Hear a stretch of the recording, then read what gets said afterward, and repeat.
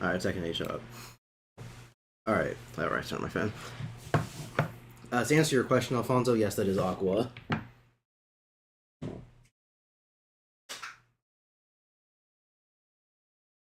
I was supposed to change it on a per game context. You know, like if I was playing Super Mario Odyssey, I changed it to Mario's ass or something. But A, I forgot, and B, no, that's it really. Actually, I just kind of forgot. I continue to forget every week.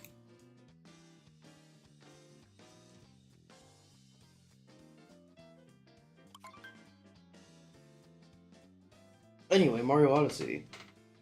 Where are we? The Seaside Kingdom? Yeah.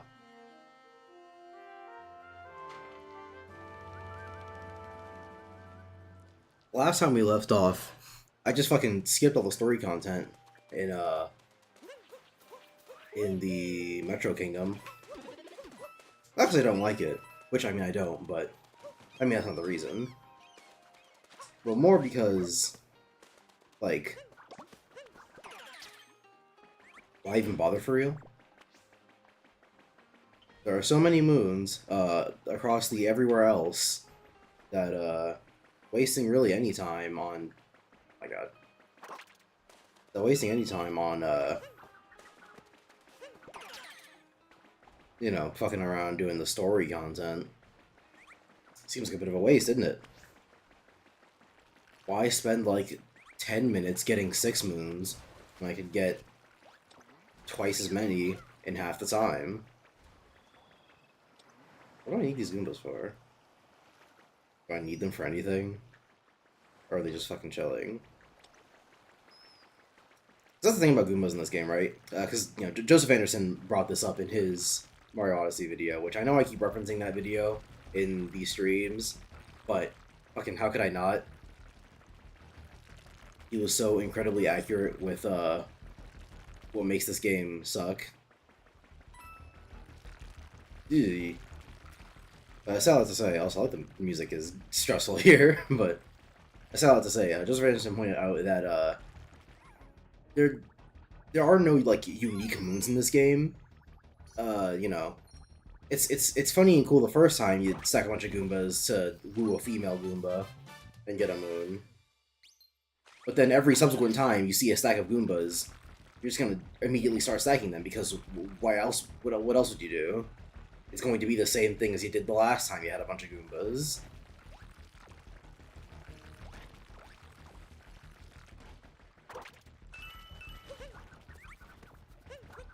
Fucking hell, Mario. Yeah, when the game has you doing the same thing every time you have a bunch of Goombas around, then, like, yeah, you're just gonna get the same shit over and over again. Alright.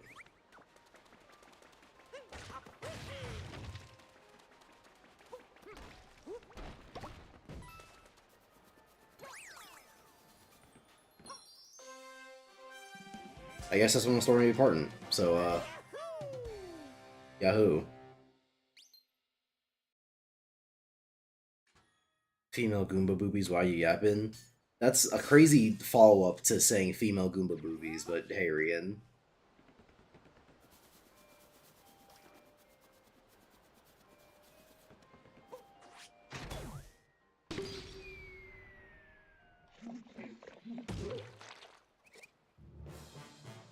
Lost my time already?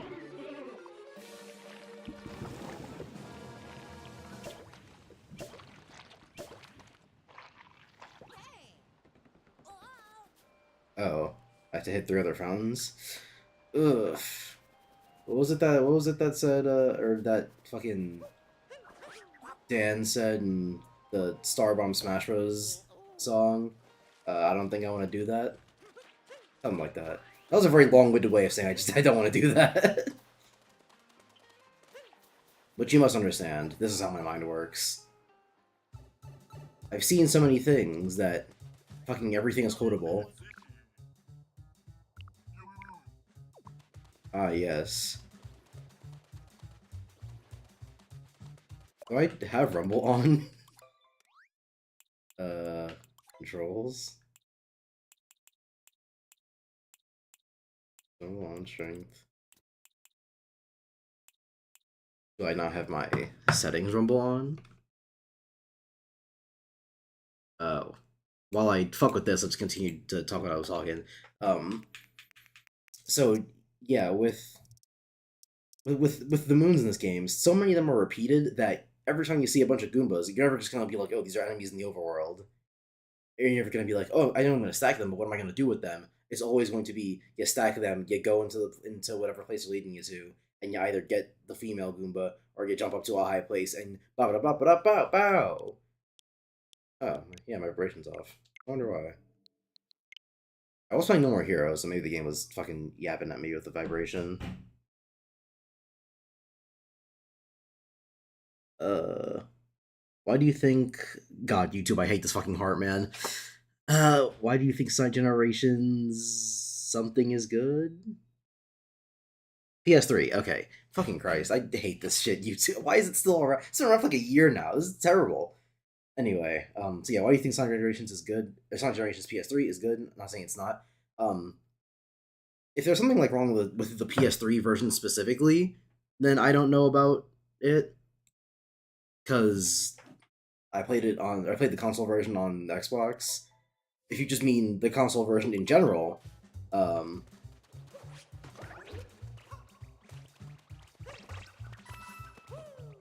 but yeah, if you just mean the console version in general, then I think it's good. I mean it's just a fun game. This is a moon you get by rumbling, by the way. You feel the rumble in your controller, and you go towards rumbling. Isn't this riveting gameplay? I found one moon with a rumble. Does that mean it's gonna be another moon in here, or is there gonna be more Goombas? Who's to fucking say? This game angers me. No more rumble. Cool. Also, I remember now why I turned the rumble off, because that shit is obnoxious. Do I need the controller to rumble for literally everything that I touch? Is that necessary? But so yeah, for Sonic Generations, I mean, like specifically breaking the game down and shit for why it's good. Uh, honestly, that'd take me a while, but the best TLDR I can give you is that okay, wait. Fuck. Okay. So if I boom, boom, boom. No, because that's just gonna. So what if I boom? Nope. Uh, fuck. Okay. Wait, if I bounce off.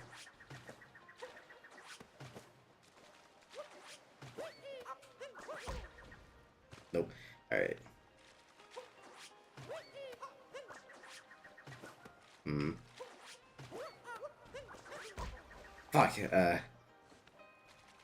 What about? Wait. Okay. Here's an idea. That's a wall. Hmm.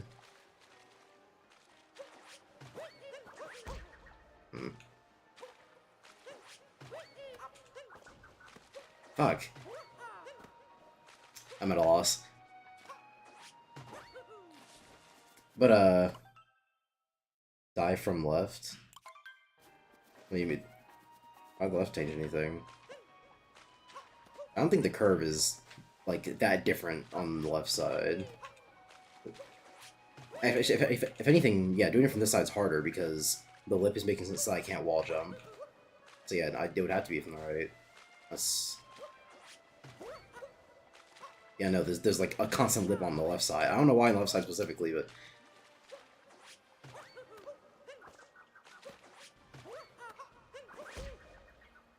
yeah, no matter what, I'm always gonna hit a wall whenever I try to dive because Mario's eye just goes that far. Dive from left, go first. Like wall jump, then bounce, then dive. Because I don't know if that's possible. Yeah, the first wall jump, it hits that, so I don't know what you mean by first wall jump. Unless you mean...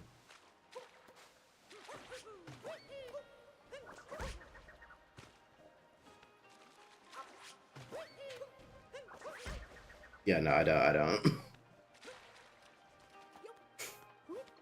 Anyway, console version of Sonic Generations.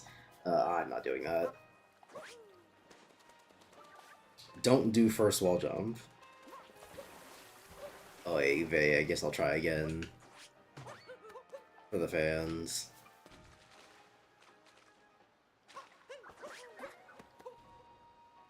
Okay, I see what you mean.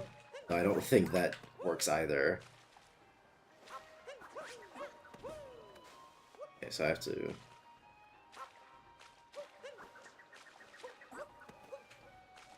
Or actually, wait, no.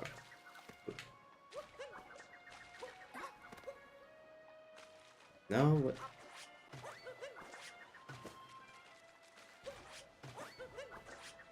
Fuck, do the goddamn dive.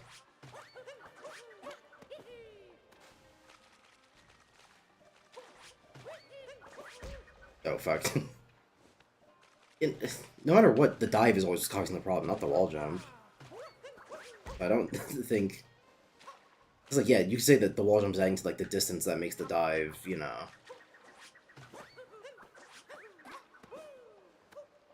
But I have to be able to wall jump between those two high spots, which I don't know how to do. Or at least I can't figure it out, so... Oh well. It's not like there's an absence of moons anywhere else in this fucking world. They give you like 50 billion to use. I'm not doing the seed moons. I can buy a moon if I fucking feel like it. Which I will, to make a point, because I'm petty.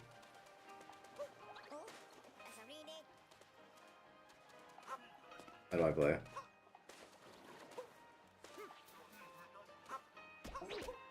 Beach volleyball coach. What's he, dead?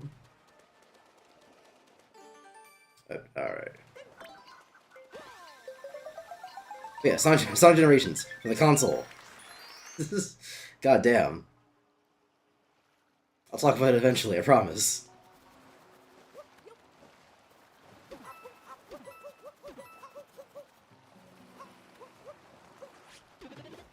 Alright.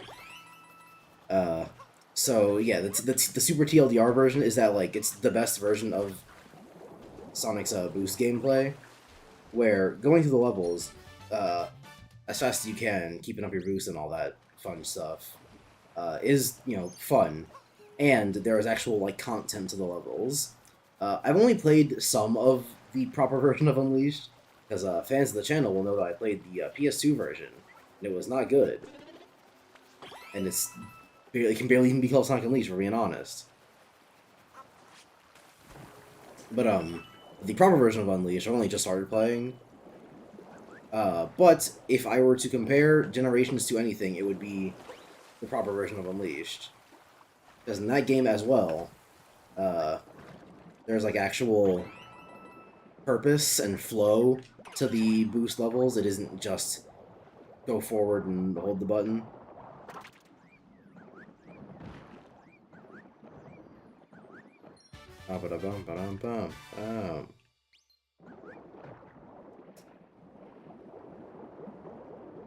What else? Oh yeah, the missions.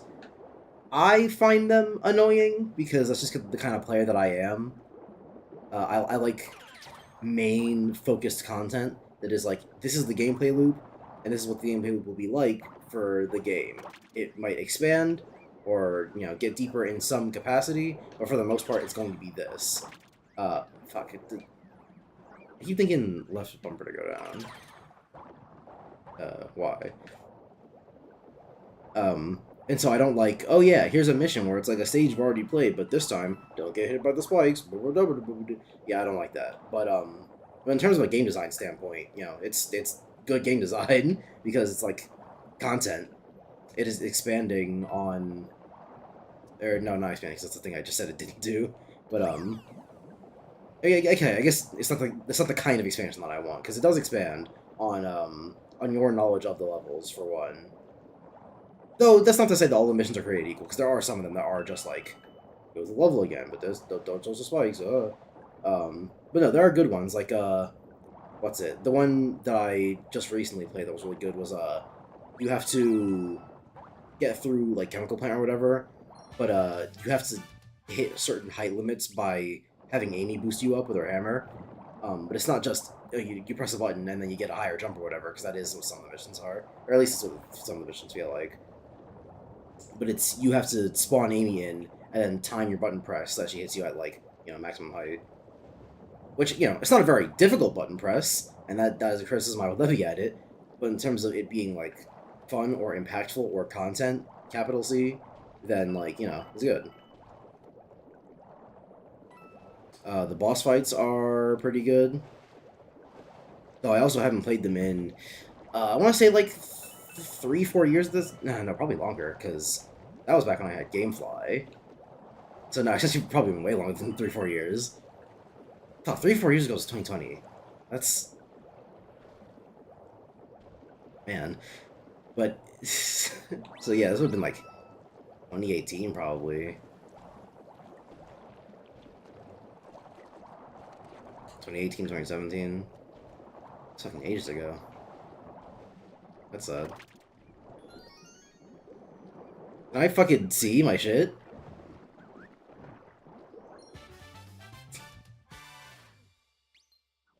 Fucking hop off, guys. I lost my fish because of you.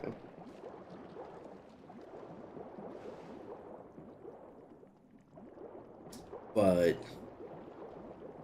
what else? I said boss fights, said level design, the missions. I mean, like I said, super TLDR version, because, really getting into it would take a bit.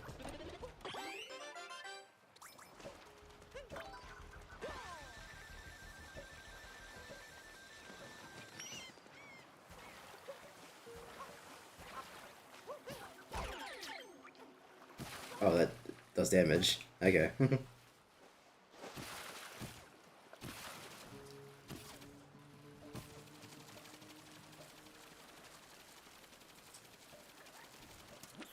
I see.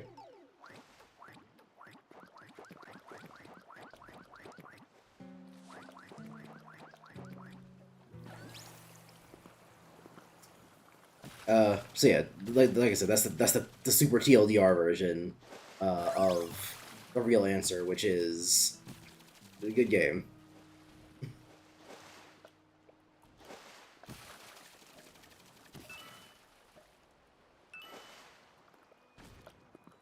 Actually, wait, do I get moons for freeing the jet things?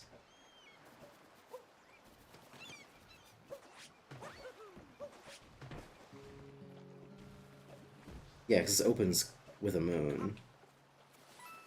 So that means if I just free the other 4 cannons, I don't even have to do the fucking boss fight. But fuck you!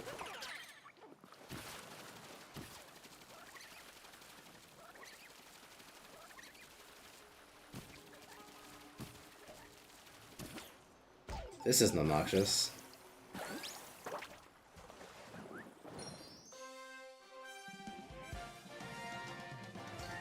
Based on what you said about missions, how do you feel about Mario Party? Uh, so that first sentence is a very different question from that last sentence. Doesn't you say that? That makes me think that you mean to ask like, oh, what do I think about the story modes in Mario Party, where it's like missions. But the answer to that question is I don't fucking know. I don't play them. Because, the answer to what do I think about Mario Party is that I fucking love Mario Party 6. Because that game is fucking fantastic. And does everything perfectly as a Mario Party game.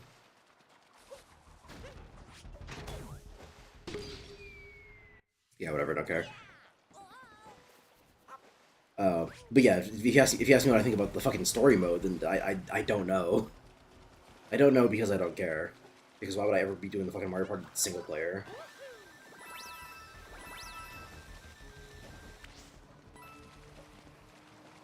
I'd sooner do the very depressing task of playing Mario Party with a bunch of computers than never do the fucking single player like methods. What's the moon for this one?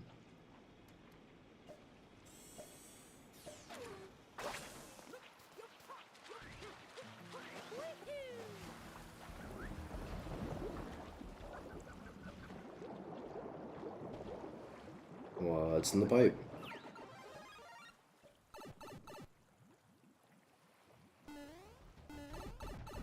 You know what? At least this is something. Whoops.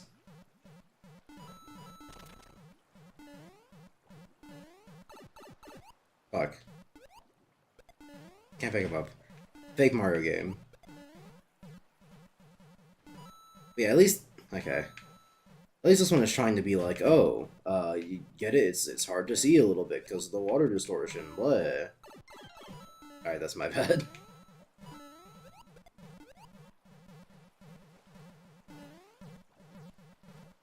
It's like, you know, this is something. It's not particularly great, or even necessarily good, but it is, by definition, something. Yeah, I have to leave then.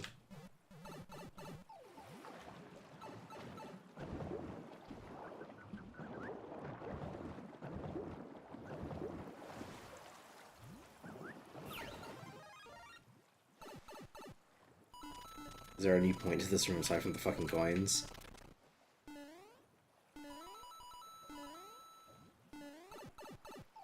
It was pointed out to me a while ago. By a while ago, I mean fucking ages ago at this point, since it was in a YouTube video that I can't remember.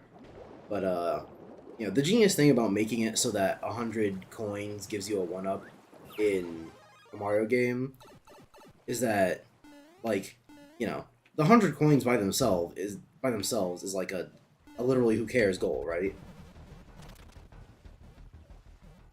Because it's a bunch of tiny incremental changes to something you're not necessarily going to care about all that much.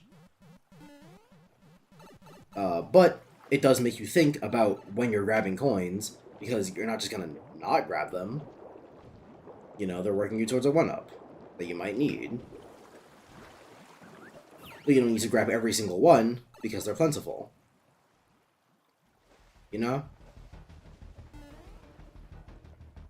However, it appears that the Mario Odyssey developers were not aware of this philosophy. Because they put a shit ton of coins in this... Alright. They put a shit ton of coins in this game, but they never really matter. Ain't that some shit? I actually don't even have to do this, can I? I just realized I just got an extra moon.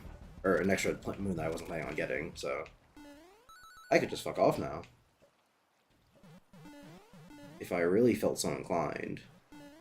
How do I even get it? Oh, yeah. Just do it a second time. Which, gotta say, personally, not a fan of. Or it's like, how do I get the moon in here? Oh, you just do the same thing again, but, you know. But again. Which, to be fair, I guess, the only reason I find it interesting to do it again is because I got down here and instantly tried to hit the blocks. Whereas I suppose there are some people who would not have tried that. But if they saw the moon up there, they probably would have just tried to jump up anyway, and so, I don't know, it just feels a bit pointless to me.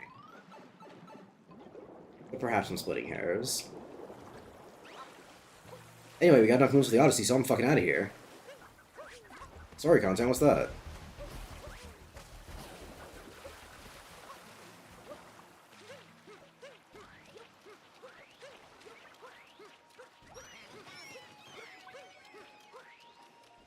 See ya, fuckers.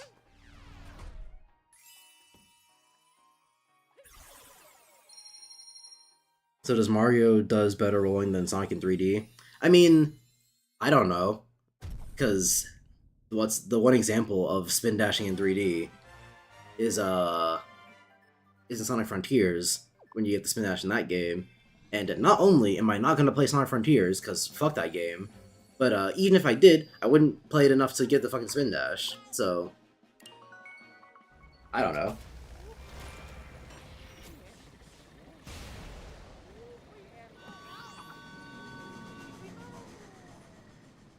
I meant Mario Party minigames, as they are essentially just side missions to the main loop of the board game. But that's not true, though.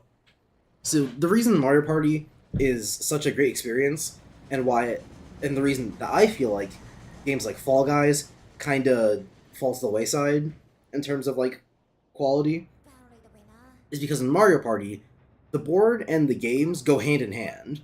If you were to just play the board in Mario Party, it would be fucking boring. It would be terrible. It would be awful. And we know this because of fucking Animal Crossing, not Pocket Camp, that's the mobile game. Amiibo Party. Amiibo Party? Animal Crossing Amiibo Festival, that's what it's called. That game was just a board, and nothing happens in it, and everyone hated it. Yes, it was also because it required Amiibo, and a lot of them, but also everyone hated it because it was stupid and bad and boring. So you can't just have the board, but you also can't just have the minigames, because in a game like Fall Guys, which is exclusively the minigames, you eventually run into the problem of what's the point? You know, you're playing minigames just for the sake of playing minigames every time, every single world. You're playing minigames just for the sake of playing the minigames. And, you know, if the minigames were 10 out of 10 bangers that were, like, the most fun ever, then this wouldn't be as big of a problem because, like, you know, they're fun. We're playing them for the sake of having fun.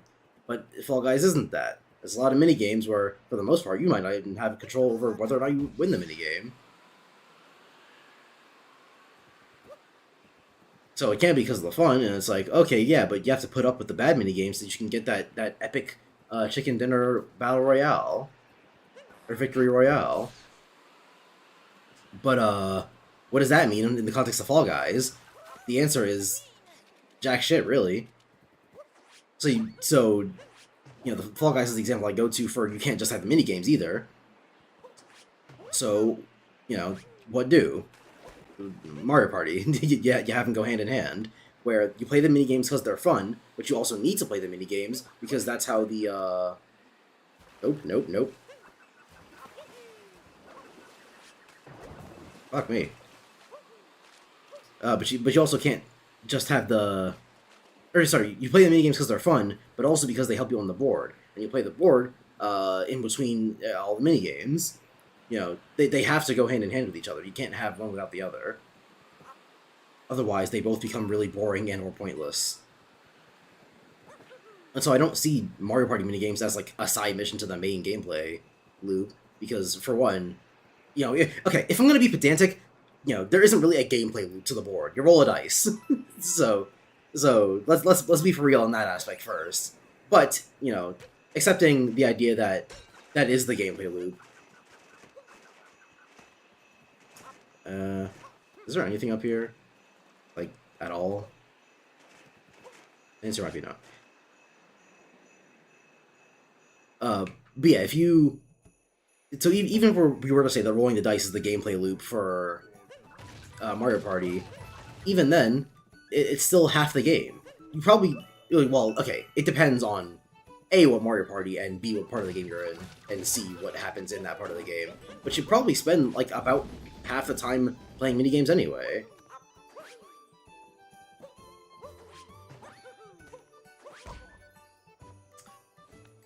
He thinks I should not have gotten rid of all the boxes. Okay, hold on. Can I gamer this one without getting rid of the box, or without spawning back in the boxes? Boom, boom.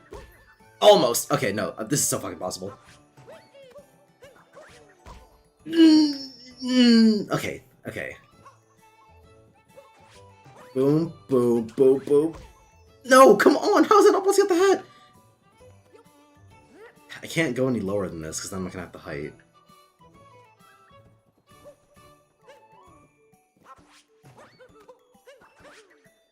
What? Why isn't it not bouncing? Did I not reach it? Oh my god. Streamer -2. Hi Kuromi. Sub David. Why is it not... Right, you can't do it off of a wall jump, can you? Right.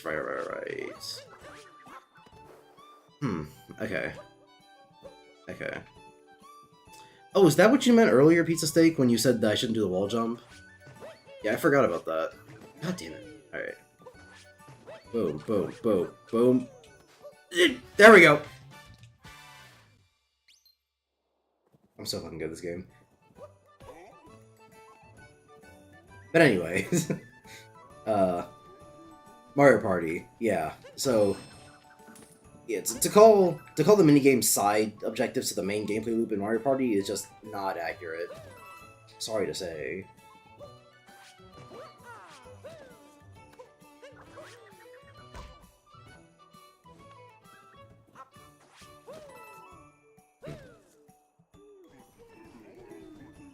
I really don't want to do the fucking bouncing racing, because from all the fucking videos I've seen of it, it always looks really bad. Like it controls like ass. But I think I might have to do it to unlock the other moves in this world. Keyword being think, because I don't know where all these go.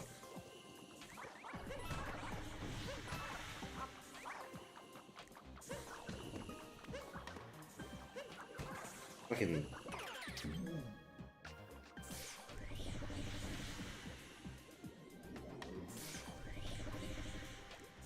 Why did I say hold Y to exhale and B also exhales?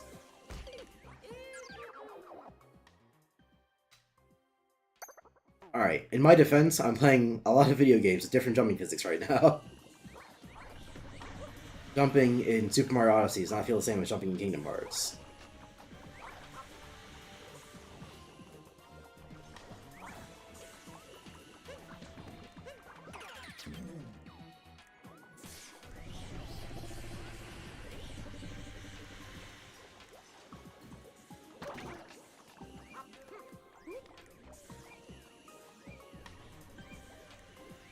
Why would I want these stairs?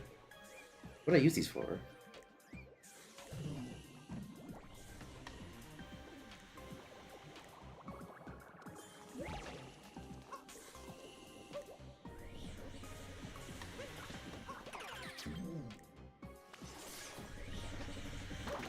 Yeah, I don't know the point of those stairs was. Oy.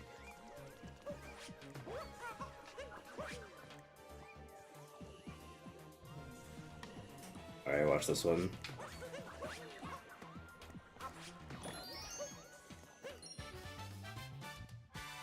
Which combat system is better, Birth by Sleep or Yakuza 0? Yakuza 0. As much as I don't want to say it, because the answer is that they both suck. Yakuza 0 is just boring. But Birth by Sleeps is actively annoying and doesn't work sometimes. So, you know, it is what it is. But it's also like the definition of, you know, pick your poison, so...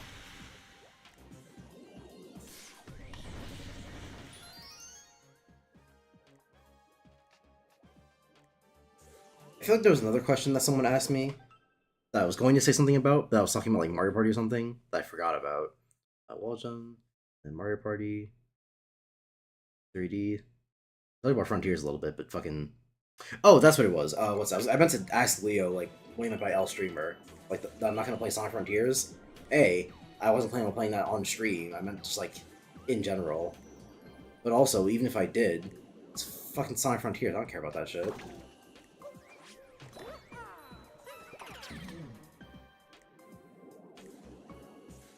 Like, the reason I'm playing this game on stream is because, I hadn't played through the whole thing. And yet I criticize it.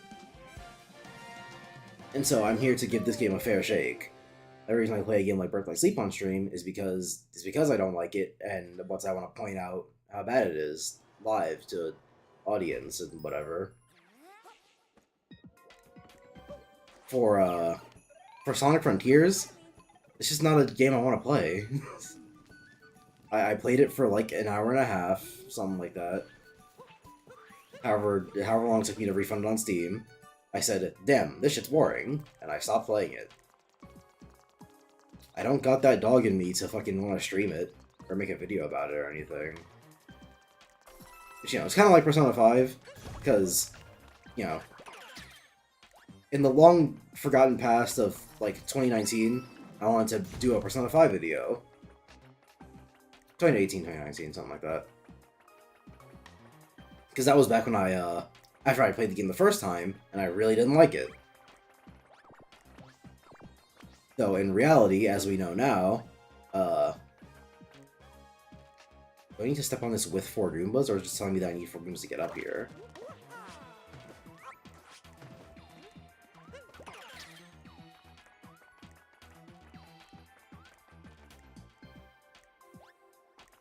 Can Goombas make that jump?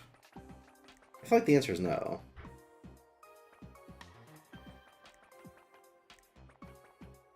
Also, what is this wall thing? I feel like I need to pull this out to like get the Goombas onto here, but I don't know what this is.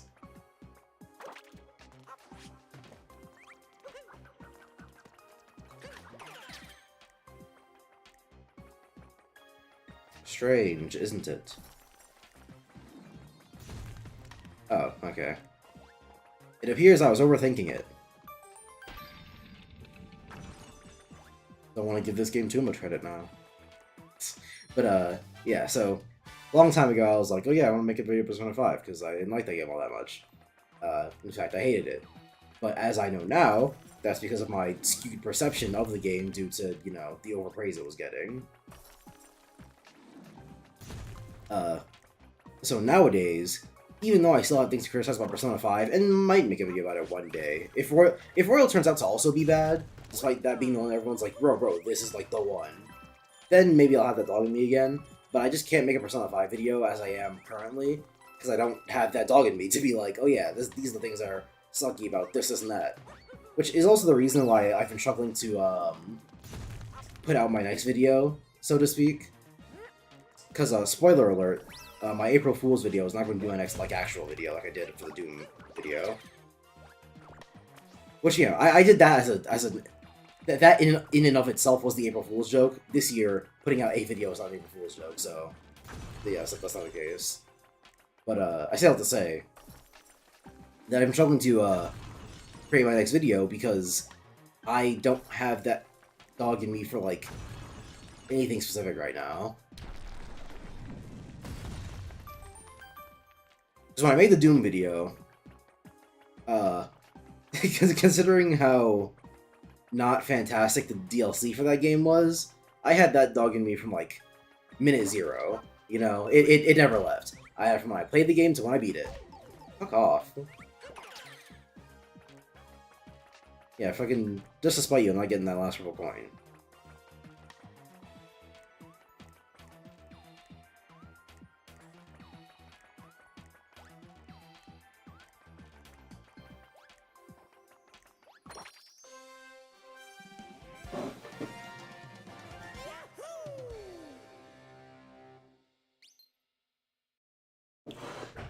And for Metal Gear, I didn't necessarily have that dog in me, but I just finished 100%ing Ground Zeroes, and I was like, you know, the Metal Gear games are very, very different from each other, and I really want to talk about them. And so I did.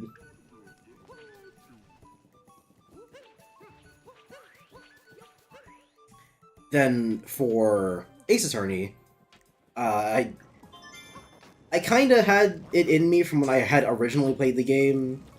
Well, games. You know, whenever I originally played them. But to be specific,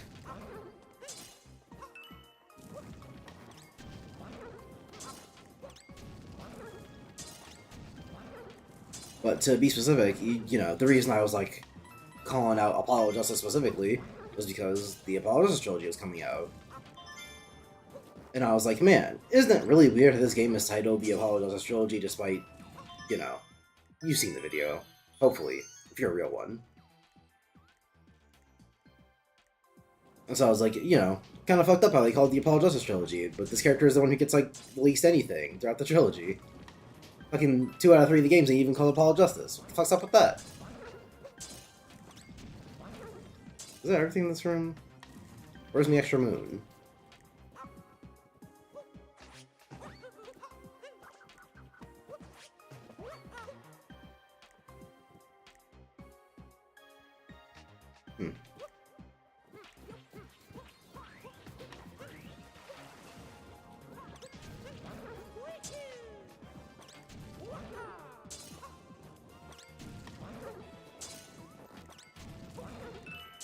fuck.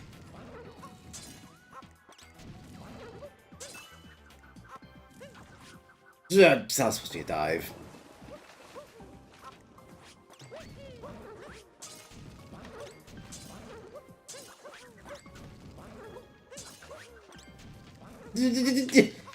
Saved it.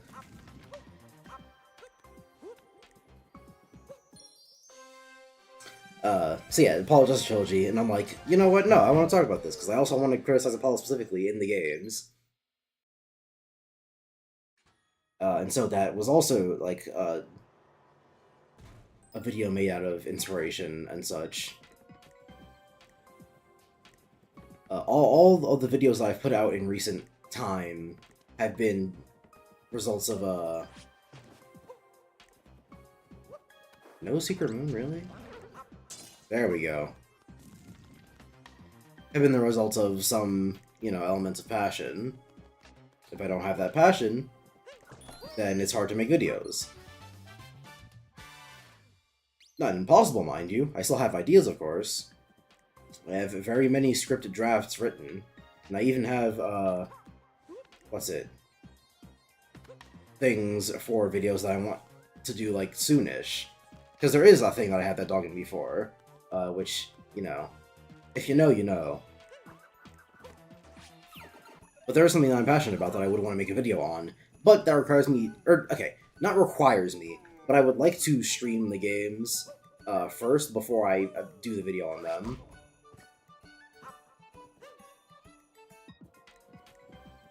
So, that one's waiting on, you know, whenever that goes through. And by goes through, I mean whenever I'm ready to stream the games back to back, and then make a video out of them right after. Which, you know, as I am right now, I can't guarantee. I barely even have time to go to the fucking gym, let alone record videos. Cause, what's it? My schedule this year is not anywhere near as free-flowing as it was last semester. Because last semester, I had 3 classes. Now, of course, one of them is Calculus 2, which I don't need to tell you is hard as fuck, but still, nonetheless, it was only, you know, I take that 3 times a week, and the other classes were twice a week and once a week, respectively. So, my schedule was not very busy last year. I had time to write and record videos. However, I am not quite so free this year. I'm taking 5 classes, which is, like, you know, usually about the standard.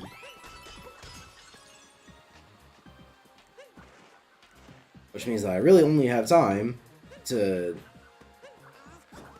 write and record and stuff like that, and stream and stuff like that on certain days. And those days are not always convenient for me, because even when I do have free time, that free time might get taken up by other bullshit that I have to do. Like, I fucking work on the weekends now, so I can't record then. Why don't you just record to streaming, Gavin? Fucking, I want to use the recording booth on campus. I'm not gonna use my fucking mic in my dorm room with terrible acoustics. I have all my videos sound like shit. Like I'm some B-grade 100 sub fuckboy.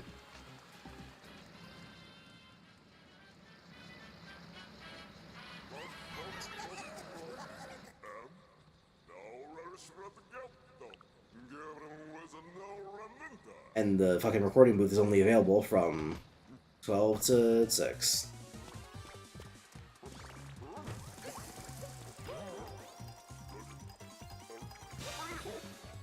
And I work from 12 to 6.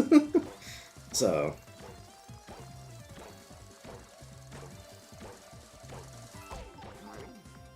I don't know why I was trying to get fancy with it there.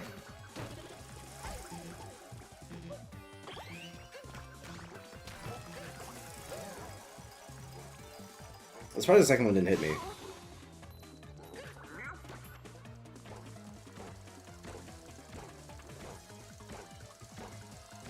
Is it No More Heroes?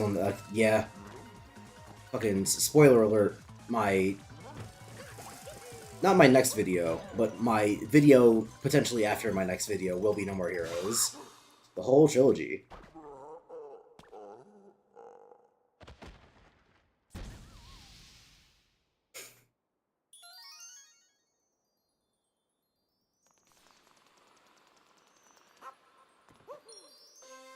But yeah, aside from No More Heroes, like, you know, all my other video drafts currently are like, you know, they're things I want to make videos about, but they're not things that I'm like, I gotta talk about this, you know? Which is how I usually spawn videos. It's, I have to talk about this, so then I talk about it into a mic.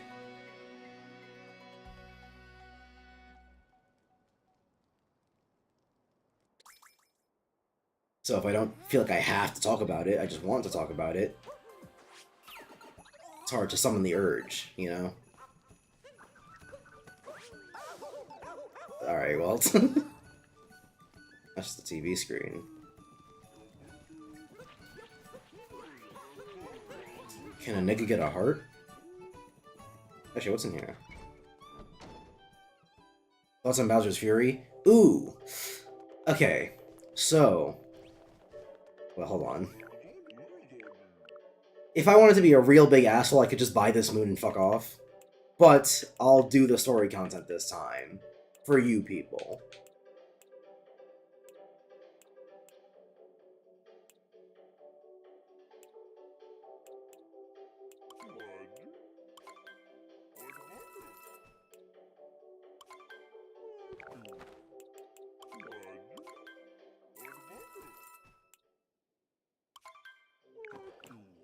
Let's see how this looks. Not great. I forgot the eye patch was included.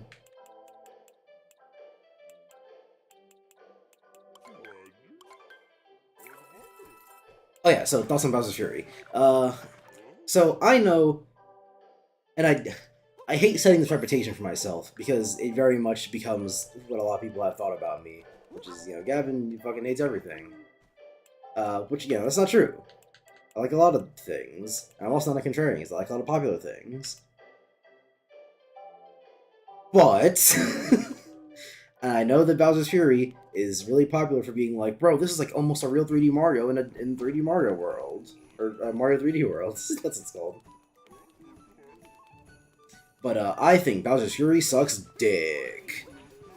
And that might be a little bit extreme, I don't hate it like that much. But I don't think that shit's very fun. Like, the way I feel about Bowser's Fury is the same way that I feel about this game, which is that a lot of the moons, or in that game's case, fucking cat shines, or whatever the fuck, is go to a place, do a menial task, and boom, you get yourself a shine. Now granted, that game is way better about it than this game is. In this game, fucking, if I get to the top of this ultra somehow, I'm gonna get a fucking moon. You know what? Thank you for defying expectations for once, Mario Odyssey. I'll admit that I was wrong there. Which you can see why I thought I was going to get a moon, right? Because that's literally the thing that happened, like 2 rooms ago. In the room with the fucking, like, blowy guys. Where's this go? There was literally a moon on top of that. Okay, back to the top. There was literally a moon on top of the fucking thing. Yeah, so this game will do shit like that, whereas 3D World will, or Bowser's Fury will have a little bit more dignity about it. But it's still not very good.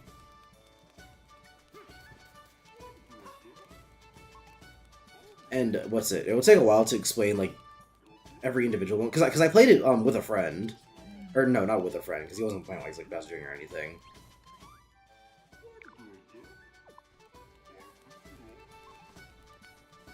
Fine, I'll do the story mode because I can't find another moon.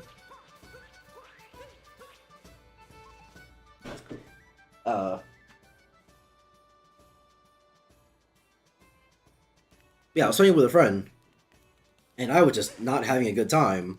And, you know, he noticed, obviously. And then, but like, by the time he had noticed, and I'd been like, yeah, I just don't think I like this. I was already like done. I had like 48 shines, which we need like 50 to beat the game.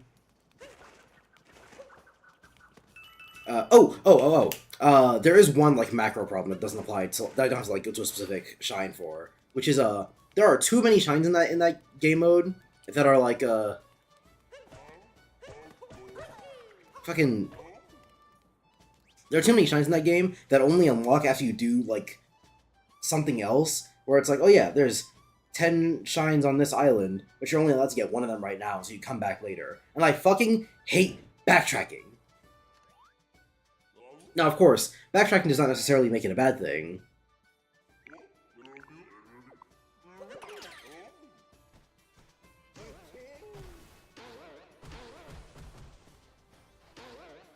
But yeah, backtracking does not necessarily make it a bad thing, because, you know, Metroid and that are good games with backtracking and such.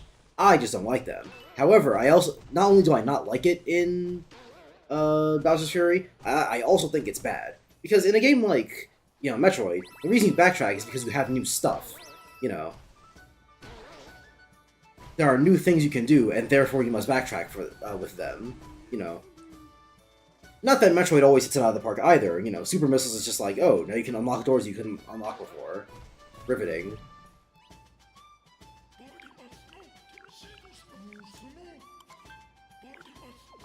But in 3D World, there is no backtracking because you have new stuff or anything.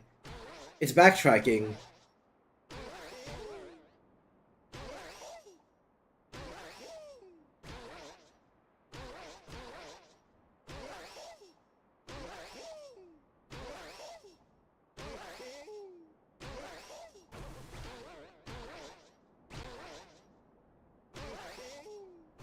Okay, yeah, slight work. It's backtracking because the things that are there now simply were not there before. Which, by the way, does that sound a little bit familiar? Cough, cough, Mario Odyssey?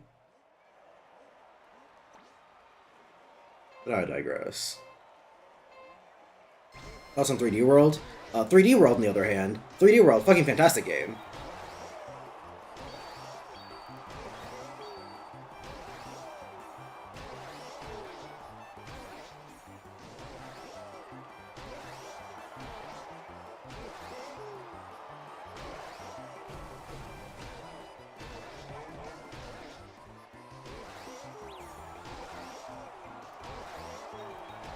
I 100%ed it. Well, okay, it's fucking I 100%ed it by, you know, normal standards, which is to say that I got all the stamps and what are they called in that game? The green things you collect. Is it just stars? Yeah, green stars. And I got all the stamps and green stars and such. Not 100% by that game's definition, which is fucking clearing all the stages with all the characters hitting the top of the flagpole. I have not done that. Because fucking of course not.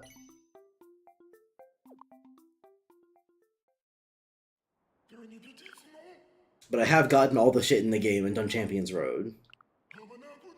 In fact, do I have a clip of me doing Champions Road?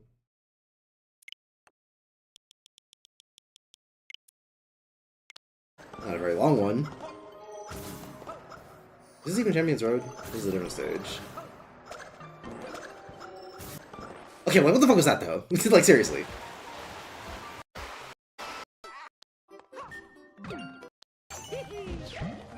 I was me doing this fucking last challenge thing. But no, I fucking... Not Champions Road, unfortunately.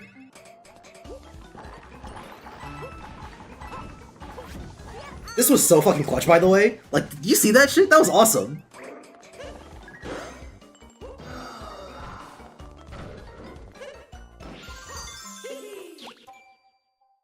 I thought I fucking paused at the end because I fucking had to keep breathing. That was me letting a sigh of relief out of my asshole.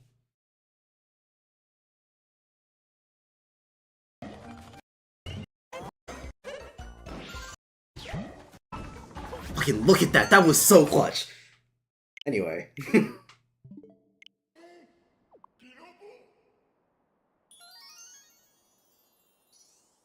But yeah, no, I 100% did 3D World, and you know that game's good.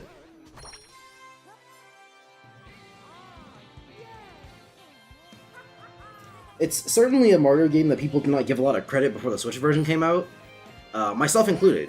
Well, okay, myself included after I got older, because I played it as a kid and I liked it a lot. Then I got older and I was like, yeah, maybe the game wasn't that good. And I played the Switch version and I was like, ooh, that was really that good. But the Switch version also changed a lot of things, like you know that clutch dive I did at the end. I don't think it's in the original version of the game.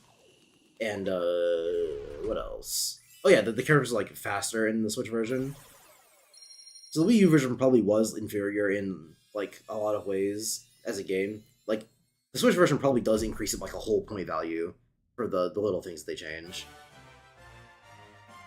Like, you know, 8 out of 10 to a 9 out of 10 is still a pretty good game.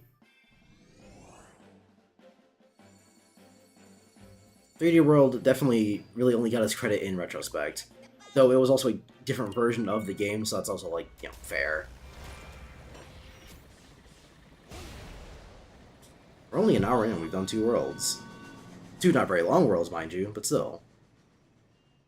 What percentage of things you consume do you think are good? Not literally consume. No, I thought you were talking about like fucking pizza and shit. You know, eat a lot of junk food. No, obviously you mean like media I consume. Uh, percentage? I want to say like 70%, maybe higher. Because if we're talking about like of all time, it's probably closer to like 90, maybe 85.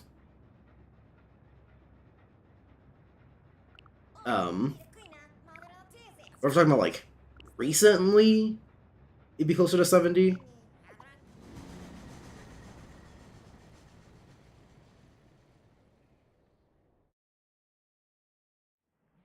Because you know, like when it comes to across the entirety of my life, most of the things that I was obviously going to get into are things I thought were good. Like you know, obviously, like if fucking Adventure Time is part of that 90% in terms of like me, I think are good. But obviously, I watched Adventure Time as a kid and thought it was good, and then when I rewatched it again in like 2020, then I still thought it was good. So not much really changed. You dig? Is that a moon or coins? Every time.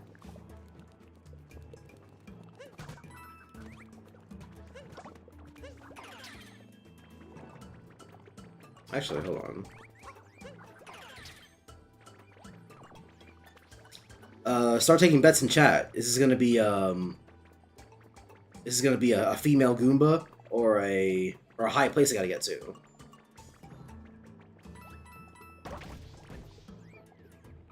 Or neither, because I killed them all.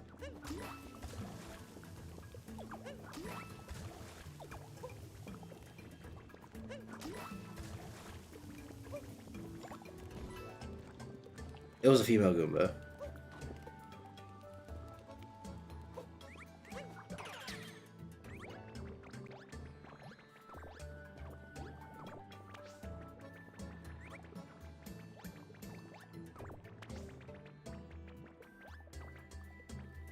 Yeah, which one am I supposed to... That's a run and jump? Okay. I did not do that last time.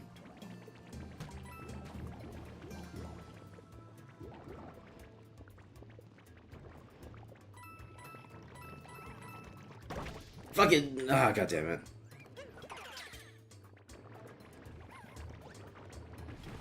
I thought I was gonna go with, like, the Phineas and Ferb method, where it's like, you know, you run along it to make it turn whichever way, not that you would fucking... You know.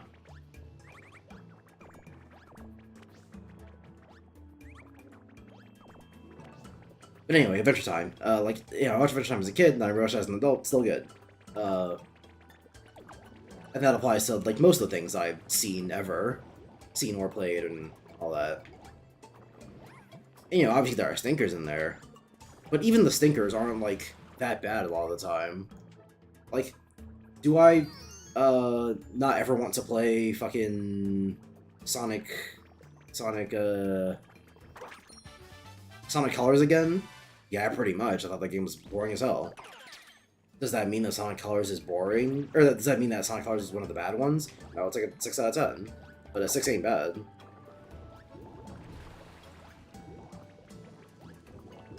A 6 is, at least by my definition, good, since it's above a 5. Do I think it's boring? Of course. But boring is not the same as bad.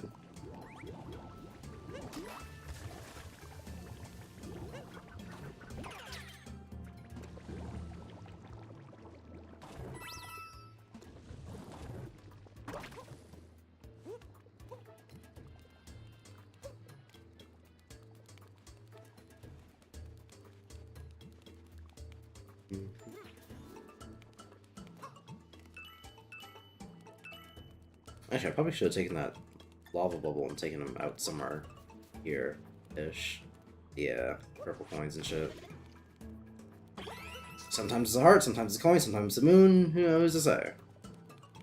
And there's a fucking moon up here. Salt. Get it? Because there's a moon off in the distance and you walked up to the distance and there was moon on top of salt, so you got the salt moon. Game's driving me insane. I wonder every day how I don't become like the fucking Batman Arkham Reddit. Because, like, they're literally me. In too many ways, frankly.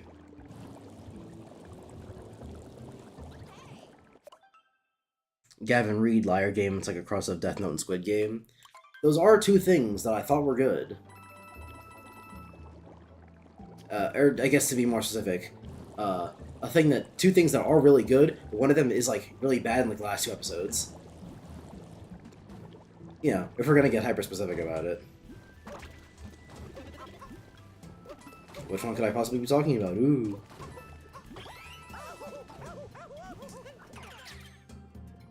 It's not a huge mystery, I just find it kind of funny. But, Liar Games, never heard of that one. I'll look at it, but I can't guarantee anything. Because, like, you know, if I'm being hunted, it's really hard to sell me on a thing by going, oh, it's like these other 2 things.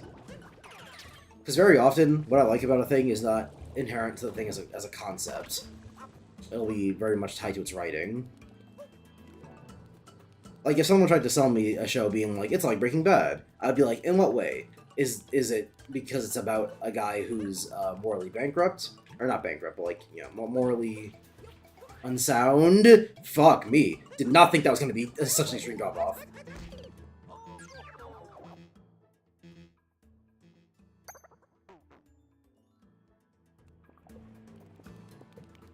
It's a good thing you only lose fucking coins in this game. But yeah, someone was like, oh yeah, watch this, it's like Breaking Bad. I'd be like, you know, in what way? Is it because it's about a guy who sells drugs and is morally corrupt? Or is it written really well? And if the answer is the former, then, like, you know, I understand your attempt at trying to sell it to me, but I kind of just don't really care. Because, yeah, you know, more often than not, the thing that will sell me on a series is how well it's written. Premise alone cannot get you very far. There are a ton of shows with really good premises that are really bad. I think the example I go to often, and many other people do, is like The Legend of Korra. Because, like, fucking, I don't even like Avatar. I've watched a couple of episodes of it, and it kind of bored me.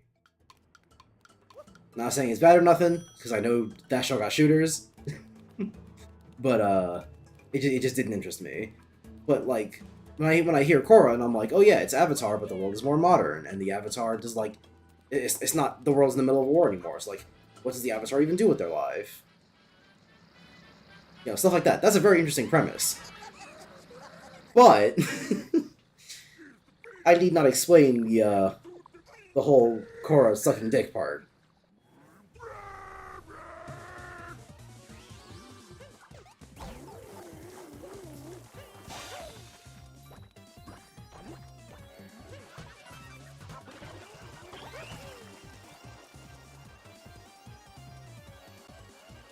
Gotta say, it doesn't seem like a very convenient arena for your power.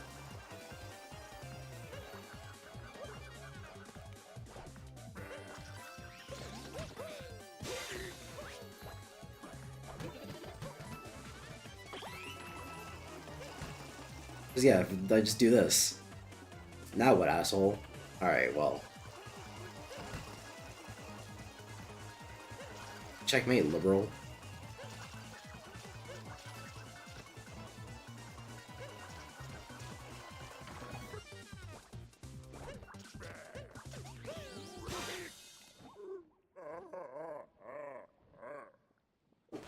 But anyway.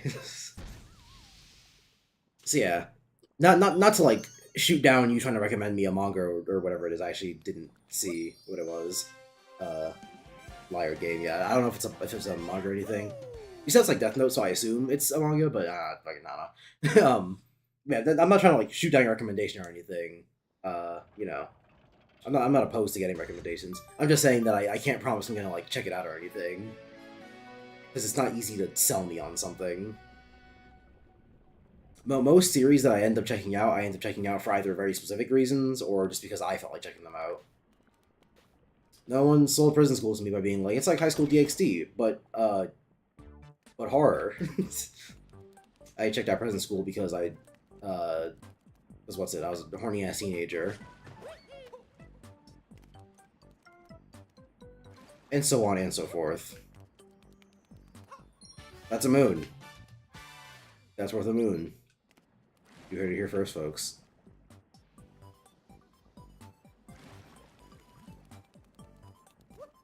You know, very, very rarely will I get things like Batman the Animated Series where I'm checking it out because people are like, bro, it's so good. And even then, I'm checking it out very reluctantly. Because I very much fear the overhyped show. Which I kind of always have, but Demon Slayer absolutely ruined it for me. Like, I didn't used to get, you know, that shitty about whenever a show was, like, hyped up a lot. And I ended up checking it out and it was, like, not that good. But now I'm, like, deathly afraid of it. Because Demon Slayer was awful. And so I'm like, oh, why do people like the show again? And fucking, it's all just animation coom. And I'm like, this is all it takes? This is all it takes for a show to fucking blow up like... No, I shouldn't say that. But if that's really all it takes, then, like, fucking... I best beware of, like, any other overhyped series, because they might all just be like this. And I know they aren't. I know there will be shows that are hyped up because they're just that good, like Breaking Bad, for example. But, you know, now I'm always going to be wary of it. I suppose it isn't, like, solely Demon Slayer's fault. It's Demon Slayer in combination with JJK.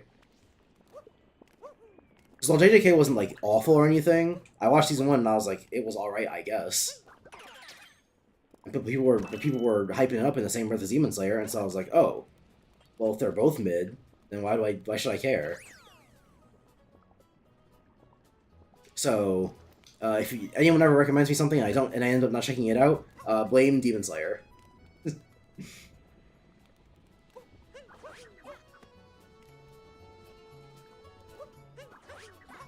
When the moon hits your eyes like a big pizza pie.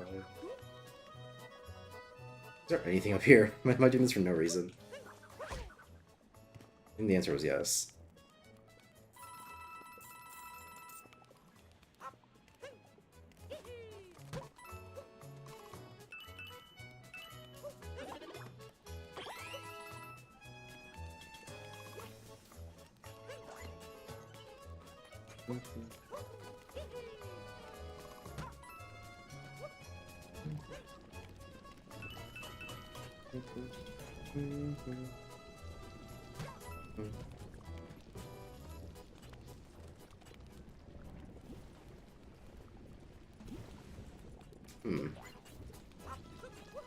Alright, chat.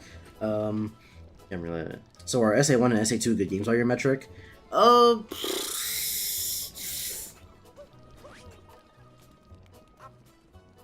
Okay, so the answer is no. Okay, yeah, let me get the easy part out of the way first. The answer is no. SA1 is like a 4 out of 10. That game's bad. And SA2 is a 5 out of 10, which is mid to me. That's straight middle of the road.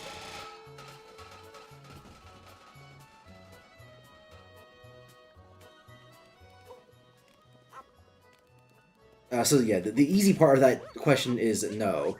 But the reason I assume you ask, despite probably knowing what I think about those two games, is that like, fuck. No, I don't think there's anything up there. Of course there is. Yeah, I assume the reason you asked is because like, you know, those two are overhyped, and I ended up playing them anyway. But you know, the situation there is that's another one where it's like a specific situation for why I checked that one out. Which is that fucking I'm a Sonic fan, and being a Sonic fan who has not played the two of the most popular Sonic games is fucking heresy. And nothing else. And you know, just in general, I had not played a lot of Sonic, or had not played a lot of Sonic games for being a Sonic fan. I've rectified that by now.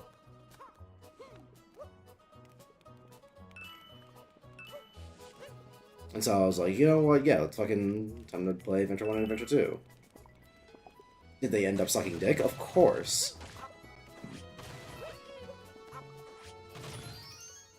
But who could have foreseen that? Aside from everyone who hates Sonic games.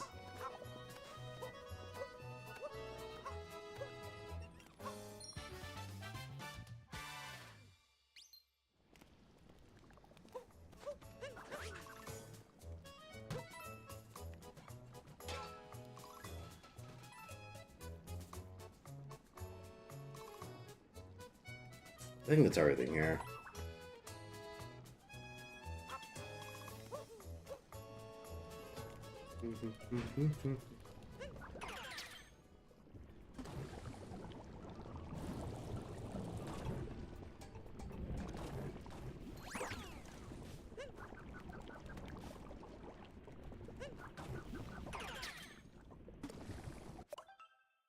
I can give you a quick summary of the beginning of Liar game. You can do that to me in like a Discord DM or something. Which I forget if I have my DMs open or not. Because I thought that I closed them at some point due to fucking bots from some Discord server I was in.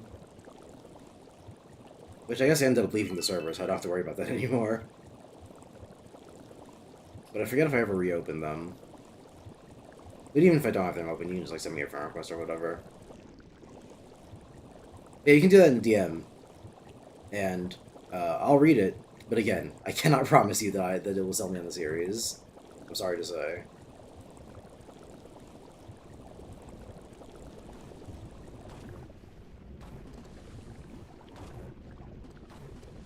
Interesting.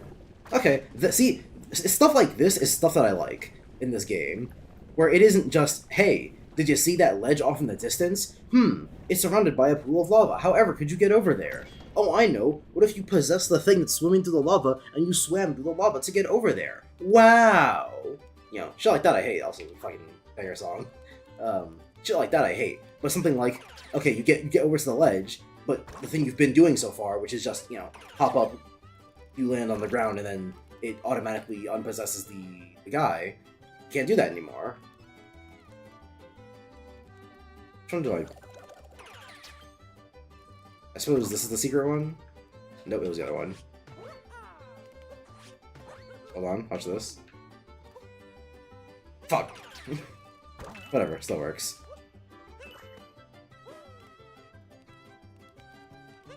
But yeah, so like, you know, it's a play on what you've been doing, what you've come to expect from the game. Bullshit.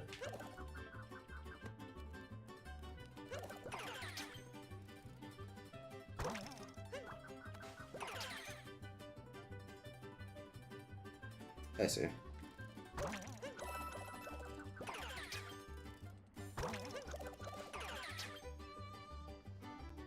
But yeah, to play on what you expect from the game, it isn't just, you know, you get up there, you land on the guy. It's you get up there, and now what?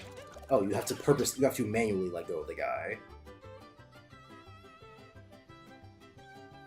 Is this just... But see, but then these are moons that I hate, where it's just moon over here instead of moon over there. This wasn't even that hard to notice. I noticed this other ledge incidentally. Well, like, this isn't a play on... Yeah, fuck! I forgot! Let's...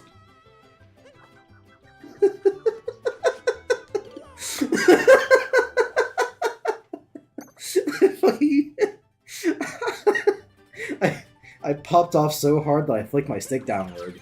Ain't that something? I'll admit, game, that was funny. You got me with that one. But anyway, that one was less funny because I wasn't touching the stick. At least I don't think I was. But anyway, I say all that to say.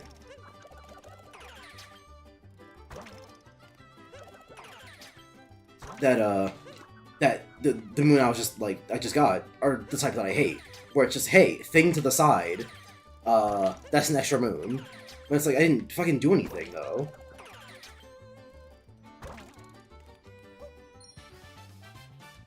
Like even like me not even touching the camera when I was on this fork just now, it's like, oh, there's another thing over there. Oh, there's a moon over there. I guess I'll flip myself to the left this time. Bada bing, bada boom. It's like, how is that worth a moon? I don't get it.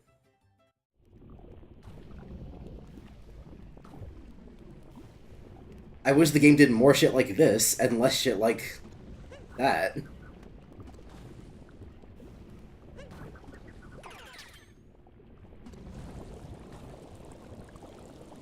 Though, the fact that it does shit at all is already putting it quite a few steps ahead of fucking Breath of the Wild, so... I don't know why I thought I could swim up the pillars.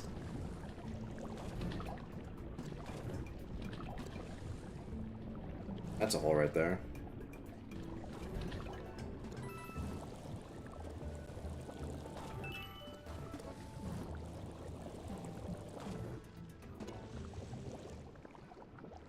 Okay. I could give a quick liar game. So the anime community sucks, a bunch of hypebeasts and losers. I mean, I hate generalizing the anime community like that, because I know it's not just the anime community. It happens with video games all the time, too.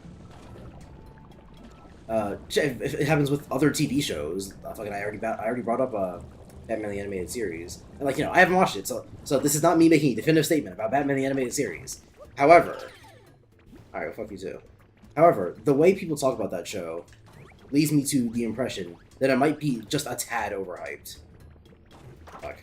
Alright, hold on. We gotta die.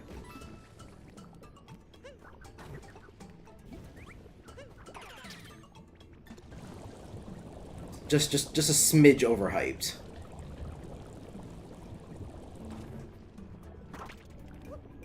So it happens with really any media communities. And as for why it's so prevalent in the anime community, I couldn't tell you.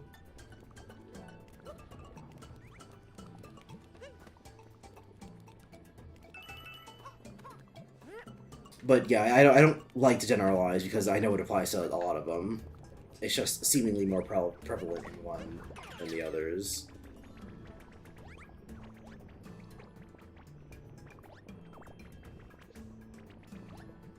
Fuck, how did I make that jump the first time?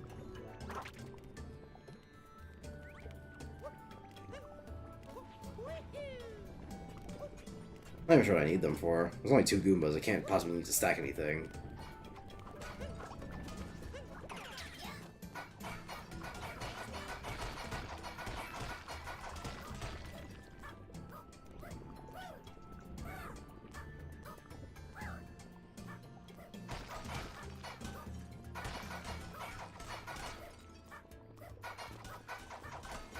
Fucking...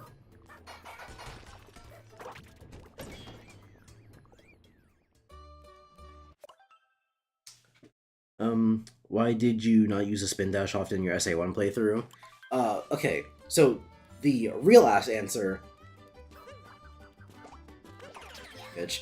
The real ass answer is because I forgot. if we're gonna be 110%, the real ass answer is because I forgot. Because what's that? I played SA2 first, and I did not like the spin dash in SA2 at all.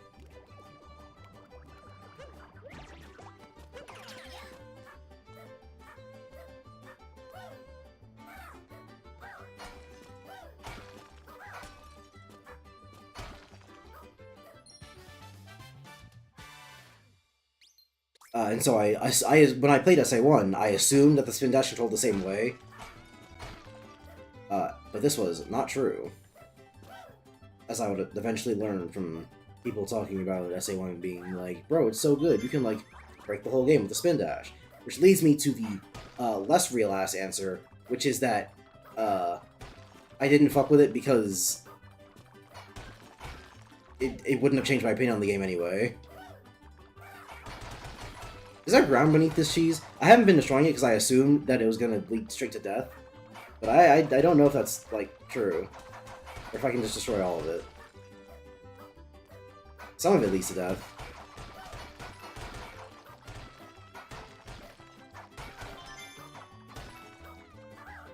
But the moon pieces are clearly hidden in here somewhere, so... It'll be a number one.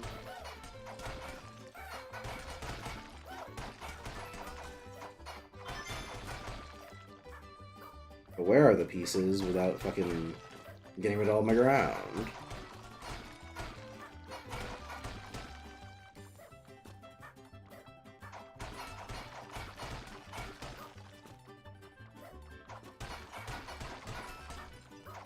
There we are. Wait, there's one more. What the fuck? Oh, right, that was a moon, not a coin. Oh.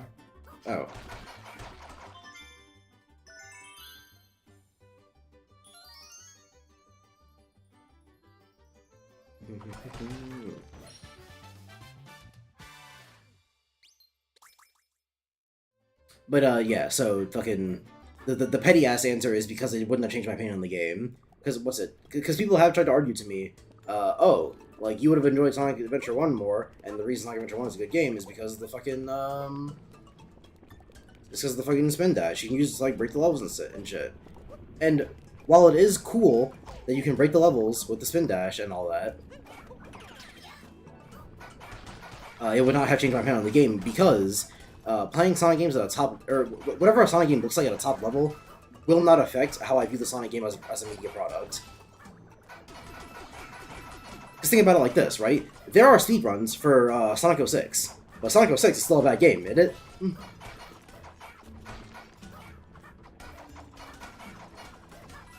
Whenever I judge a game on, like, how good or bad it is, I try to go by, like, the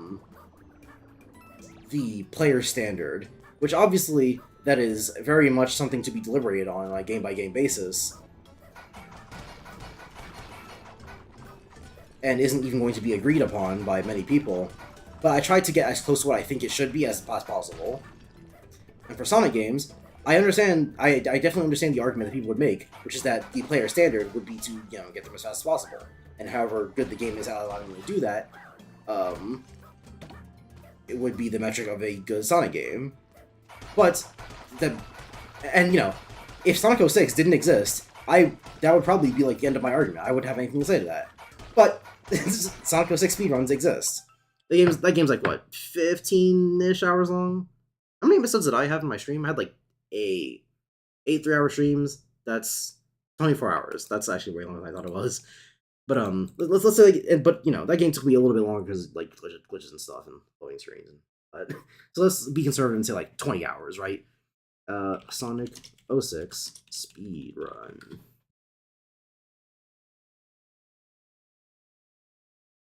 That was not a 6, that was a dash. I don't even know how I did that. Sonic 06 speedrun. An hour. Wait, that's Project 06. Is this also Project 06? Please do not tell me this is Project 06.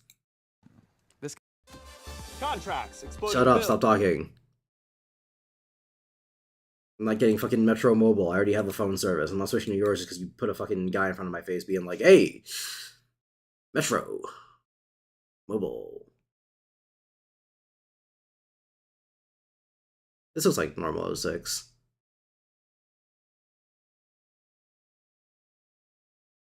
It's janky as shit and the UI looks terrible, so I'm pretty sure this is normal 06. But anyway, yeah, point being, the 06 speedrun is like an hour long.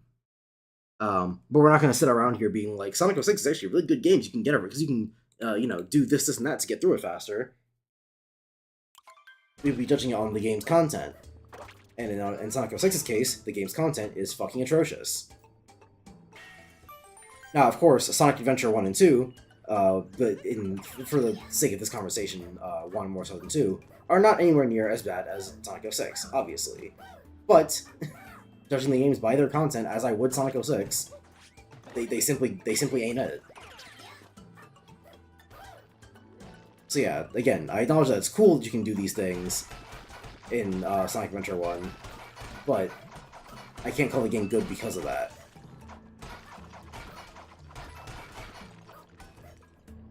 Probably everything. This is a story move? Alright. People say because Gavin is actually not good at Sonic games. That shit's just not true. Mostly. I say mostly, because when I think about Sonic games in my head, I'm good at most of them. I'm good at Mania. I'm good at Generations. I'm good at Generations 3DS. I'm decent at Rush. I don't know. Rush is a hard one, because, like, there are lots of parts... Yeah, there are lots of parts of Rush. That's a sentence. Where I can't tell if I was intended to have been boosting at a certain point. Because, like, the whole point of the game is, you know, you're on a Sonic Rush, and you're supposed to be boosting a lot. But there are a lot of parts of that game where, you know, it's like a nowadays Sonic game where you can't necessarily be boosting all the time. Well, I say nowadays, but you know what I'm talking about. The good ones, like Unleashed or Generations. Not so much Forces. Which I guess I'm also technically good at Forces, since I beat that game faster than fucking... like 7 other people. I'm in the top 100 of fastest people who've beaten that game. But you won't see it on speedrun.com because those hack frauds lead to my fucking speedrun. Because of spam or whatever fucking bullshit. This is a pretty big spoiler, isn't it?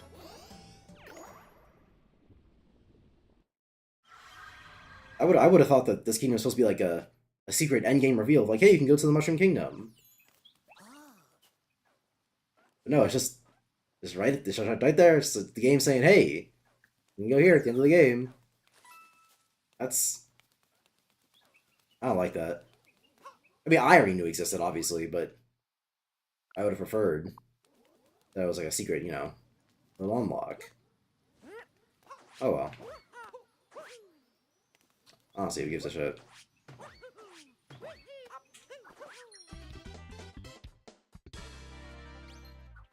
Nostalgia, am I right?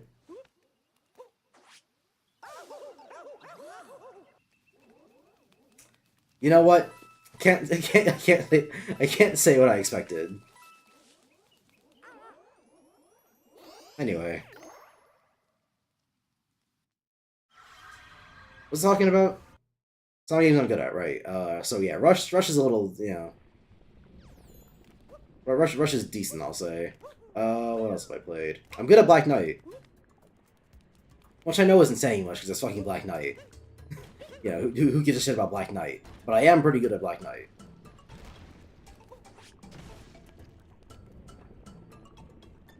The fuck?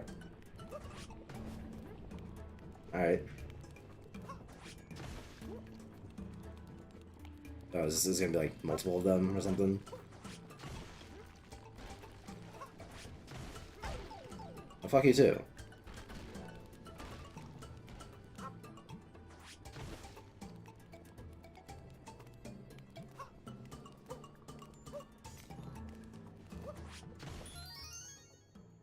See? Get it, player? Instead of doing it one time for one moon, you did it like 7 times for 1 moon. Do you see why this game fucking drives me insane sometimes? Because why? Why was that 1 moon when there are other moons in this fucking game, in this fucking level, where it's just you ground pound the once and you fucking get a moon for it? What the fuck is wrong with this game? Who did this? Whose choice was this? Well, fuck you too.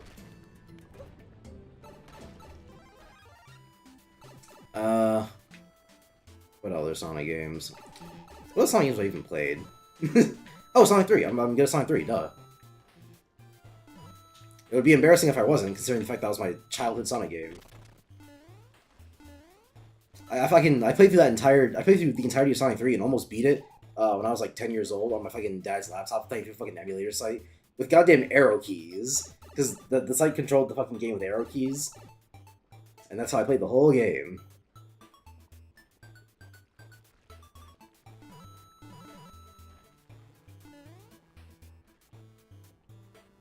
So yeah, fucking, I've been playing it since I was 10 on shitty hardware, and I've only gotten better at it. So yeah, Sonic 3 has another one. How you said Mania, how you said Generations. What haven't I said yet? Or have I gone through them all? There's a lot of Sonic games. Surprisingly, they get hard to remember. Lost World? Yeah, I'm pretty good at Lost World 3DS, but I don't count that one as an accomplishment. We can pass that one.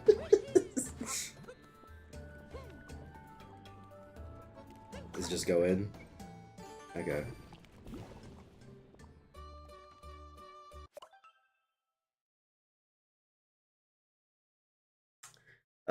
David Google true, but it's not true. No, it's not true. Do you know any websites to read Archie Sonic without getting viruses? Of course. Hit me up in a DM and I'll link them to you. There are plenty of them, but there are two I use often. So you know, just let me know and I'll give you the method. As Vegeta said while he was sitting in the library reading books, my nigga, do you want the method? I don't know, man. It seems I don't know, man. It seems like a bad excuse. What did I say? I don't even know what game I was talking about when that message came through, so I have no idea what excuse he's talking about. Bad excuse. Playing without spin, I just like playing a boost game without boost. I mean, that's the thing, though, is that, like, you can play Sonic Generations without the boost, and it would still be a good game. Would you have as much fun with it? No. But you can play Generations without the boost. Rush, you can. Like, they designed the entire fucking game around the boost in Rush. But that's not the case for Sonic Adventure. They did not design the entire game around the spin dash.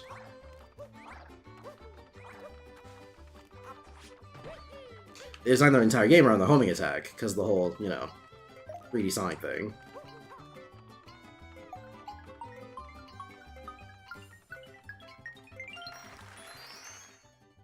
This is another good moon, because it requires you to think outside the box for this one for how to actually grab the notes. I like that one.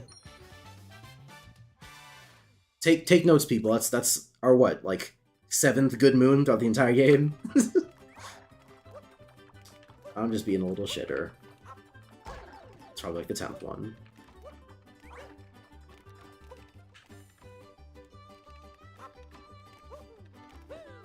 Yoy! Fuck! Got a little bit too ambitious with that one.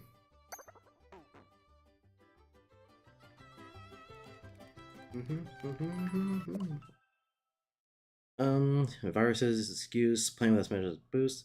Sounds like a skill issue. Don't know what that one was about. Maybe about Rush. Thoughts about Hiro Toriyama? Well, first of all, time to get paid, blew it up like the World Trade.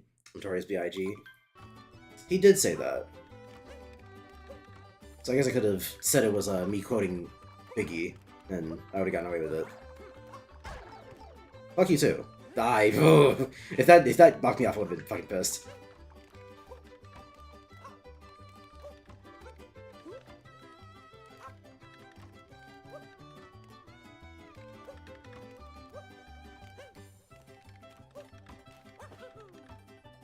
I did not think it was going to be that far. Okay. My bad.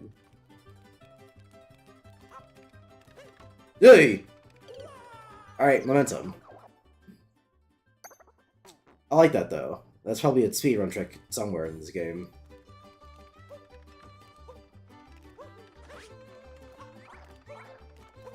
Yay! Fucking get away from me.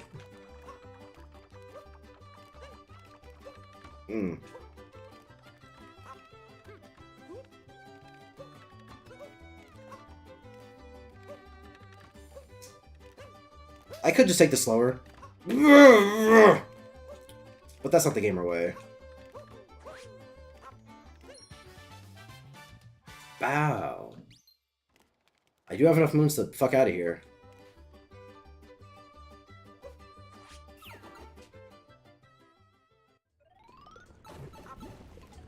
And do I necessarily want to fucking fight this world's boss? No. Not that it's like terrible or anything. It just takes a minute, and I don't really want to do it.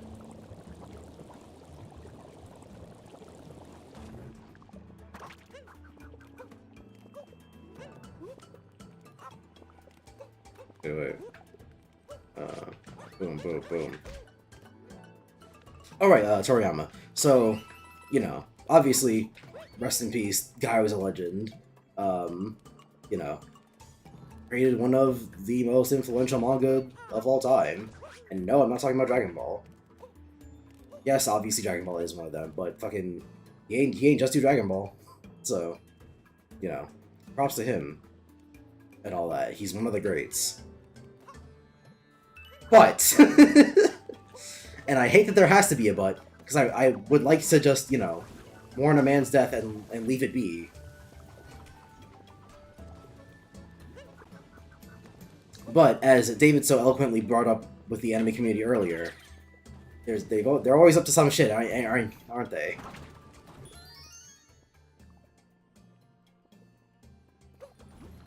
Tries gonna take damage there.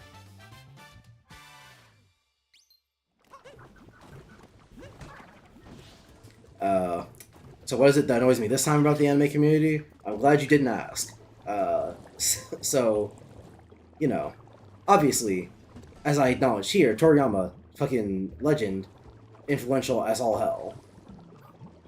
But people on popular website Twitter.com have, of course, taken this to its natural extreme, as they...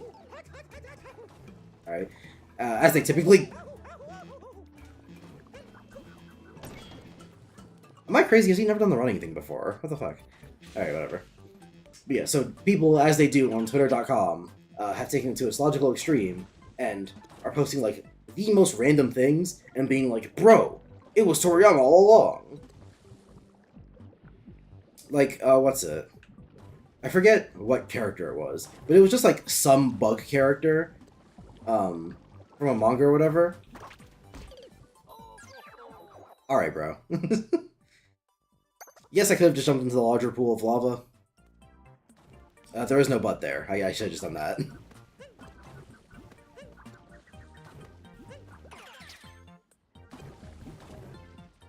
But yeah, people, Twitter, logical extreme. I forgot what character it was, but it was like some bug character in a series. And people were like, bro, it was Toriyama all along.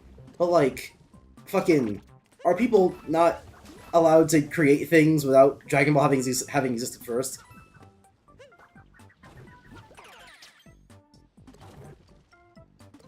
Fucking, there was one that I saw that was like, oh yeah, like 50%. All right. That was like, oh, 50% of the media you enjoy today wouldn't exist without Dragon Ball. But that shit's just not true. Like, are you really gonna sit there and tell me that if it weren't for Dragon Ball, I would not be able to enjoy Adventure Time? You're really telling me that if Dragon Ball didn't exist, there'd be no Adventure Time? And don't fucking give me the pedantic answer where it's like, fucking, you know, butterfly effect and all that. I mean, like, really, actually, truly, do you think that Dragon Ball is so influential that I wouldn't have fucking Adventure Time without it? Or Breaking... You think I wouldn't have Breaking Bad without fucking Dragon Ball?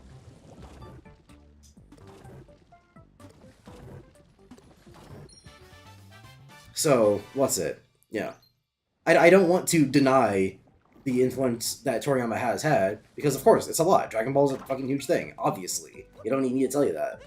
However, people on Twitter seem to have gotten caught up in the hype, so to speak, and are now attributing like everything to Toriyama. Which, guys, he was influential, but he wasn't that influential.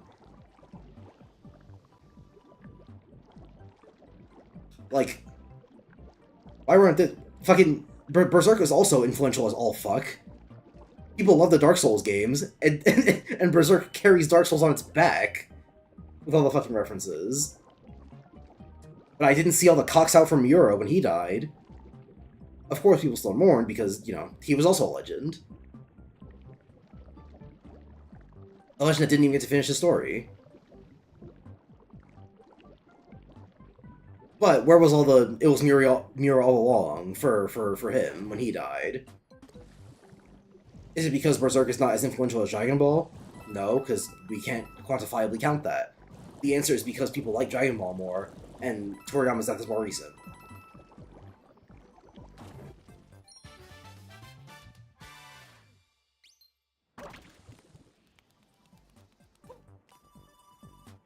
And so it annoys me. It annoys me that it can't be as simple as he was a great man and he died. You know, let us mourn. It has to be he was a great man and he died, and he was also like God among men. It's like, guys, it's not all that. I promise you, it's not. If you ask Toriyama himself, I don't know if he would say it was all that.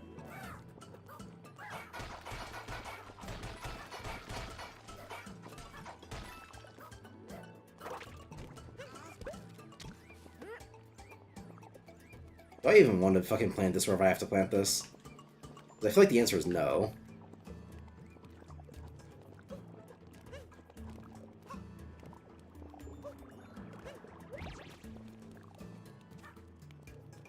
Okay, where's this even going?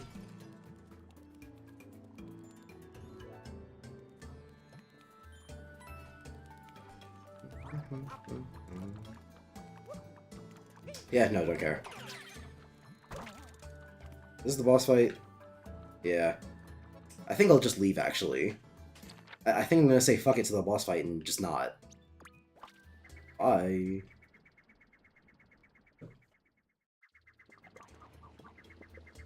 Hi, Mike Tyberg.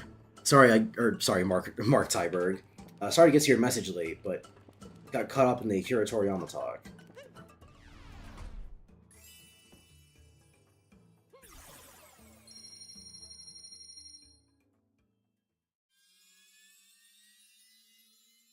Hi, Caleb Zhang.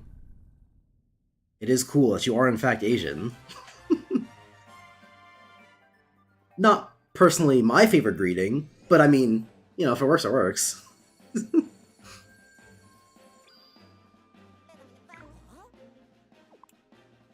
No, Cappy, you stupid fucking idiot hat. We have to go to the fucking Dragon Kingdom first, or the Lost Kingdom, whatever it's called. Forgotten Kingdom? Something like that.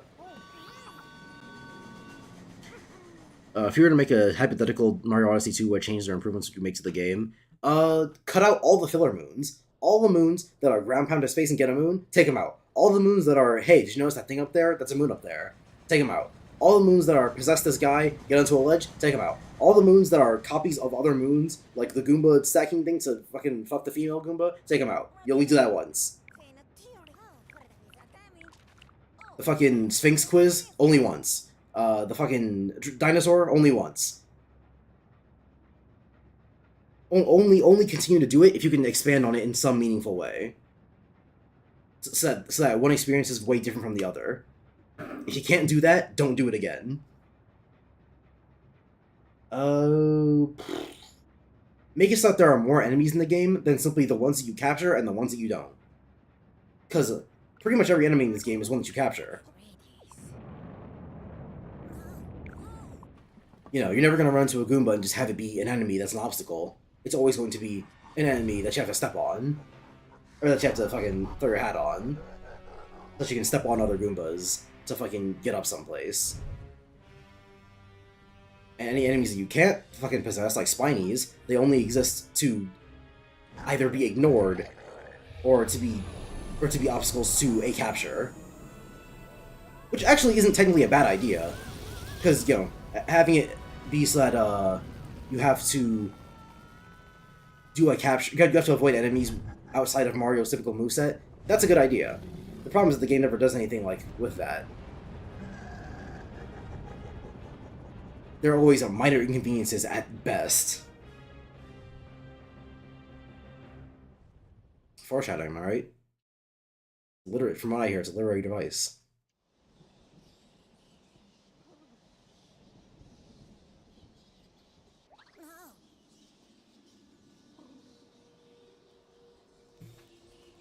But yeah, those are all that's like generally what I would do for an Odyssey 2. Outside of that, I don't know if there's like any specifics. Lunar coins. Not even coins plural.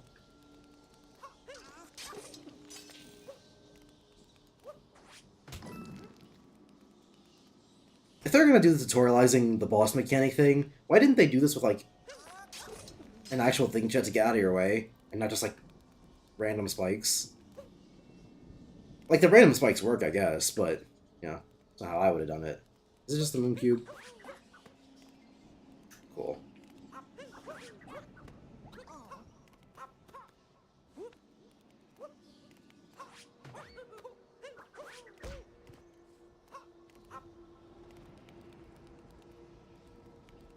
That's what I just did.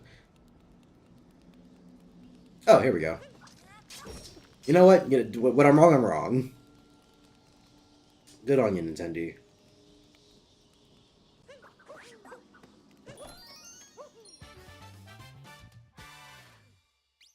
Oh, can I just have... Oh, I didn't even notice that. Oh yeah, whatever. I am way behind on chat messages. That was Mark. Gavin, are you okay? You're kind of sucking real bad. Was I? I guess I died more times in that world than I have in any other. But that's the world that also has more obstacles than any other. Because, like, you know, the vast majority of the water world is a bunch of enemies that don't fucking attack you because the Cheep Cheeps don't do anything to you. Which, you know, that's an example of the thing I'm talking about with enemies, if I were to make a hypothetical Odyssey 2. Cheep Cheeps only exist in this game to be captured. They're not obstacles, they don't do anything, they simply are there, you capture them, and you swim wherever you gotta swim.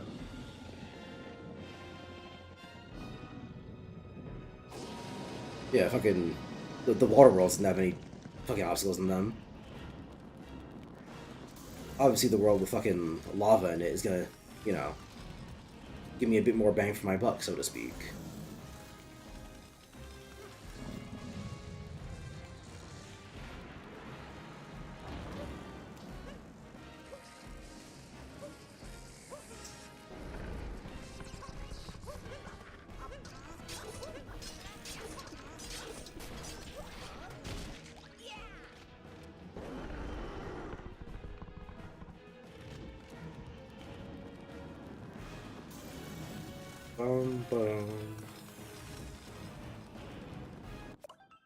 That's not bad. Hi, Mark.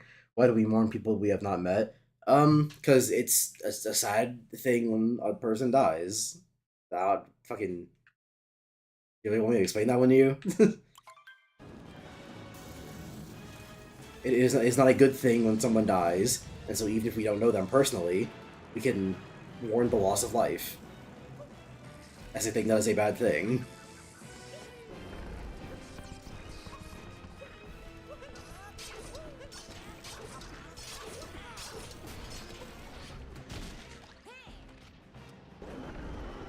Hi guys, hi Caleb, I'm Asian, cool. Yo, Hammer Bros animation goes hard in Super Mario Bros. Super Mario Sluggers.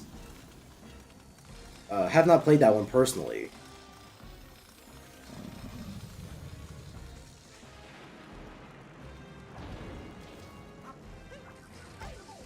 Fuck.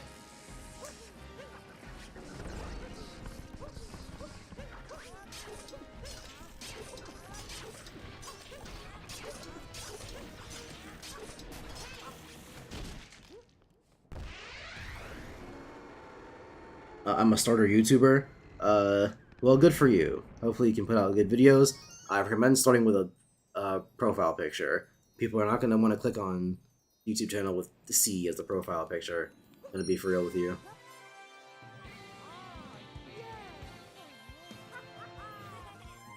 But people are always dying like nearly every minute. Yeah, but those people aren't on the news. And also, I don't care about those people. Like, is there someone dying literally right now somewhere in fucking Sweden? Yeah, probably. But I don't know them, I don't care about them, and I'll probably never know they existed. However, Akira Toriyama wrote Dragon Ball, a series of manga that I like. And so, since I am aware of and can acknowledge his death, I can mourn him.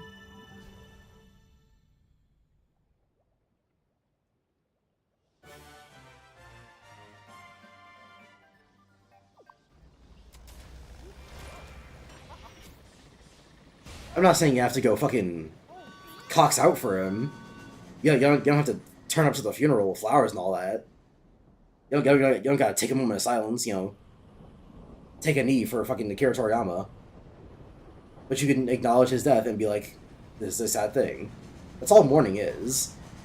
Mourning does not mean you have to fucking, you know, set up the shrine in your living room, get on both knees, clap 3 times, and bow. Mourning is simply acknowledging that someone's death was sad, and really that's it.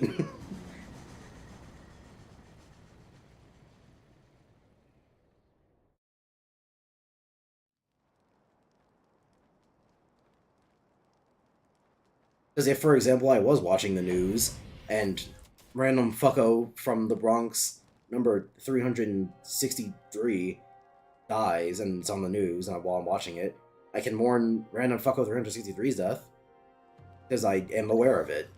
But if I'm not aware of random fucko's death, I can't just nebulously mourn person who has maybe died, possibly at this moment. Because not only is that disingenuous, it's also nothing. Which, granted, to be fair, you could argue that mourning someone you don't know is also, like, nothing. But the way I distinguish between what is a nothing thing and a something thing, which, yeah, it's very descriptive, I know, is what you can say about it. For Akira Toriyama, I can say, you know, I was a legend, made one of the most influential, made some of the most influential works in manga.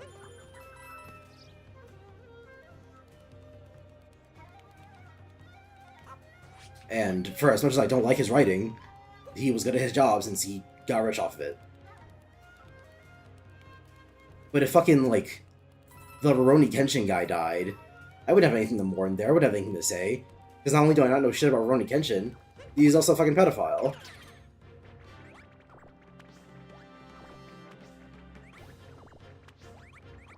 It's why people don't mourn Too Mad. Because who the fuck cares about Too Mad? He was an asshole. No one would have anything nice to say about him. Someone's gonna mourn him.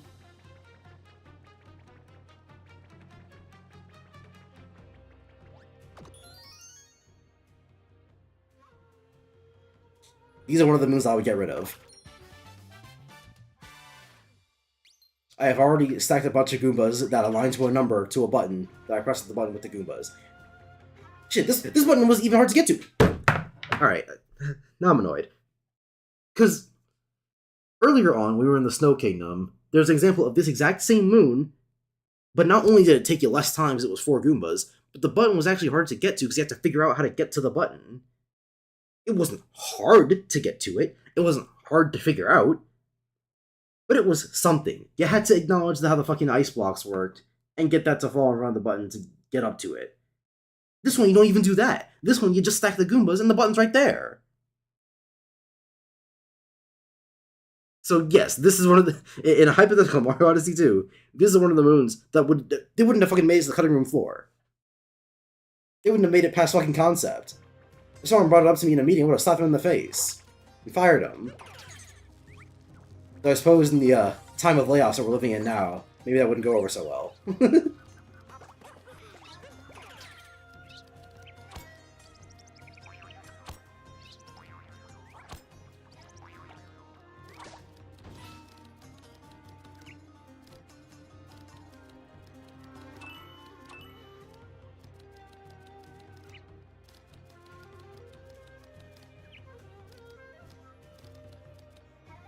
Like,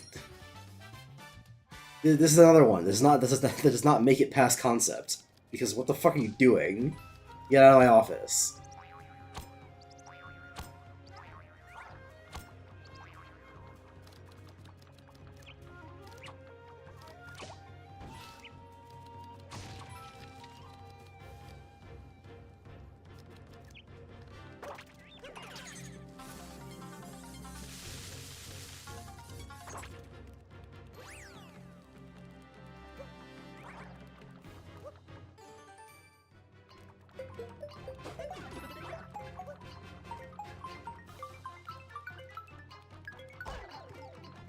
Fuck.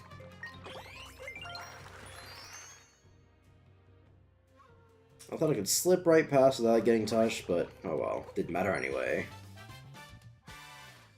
And this is an example of enemies that would not be what they are in this game. These spinies were an inconvenience at best, and I don't even know if I can call them that, because I immediately recovered my health, and they didn't even stop me from getting the moon. So spinies like those also do not make it past the cutting room floor. Them just don't even get modeled.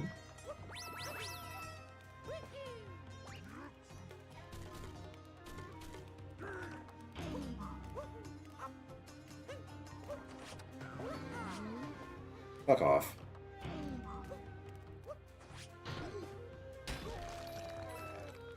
That guy didn't even do anything.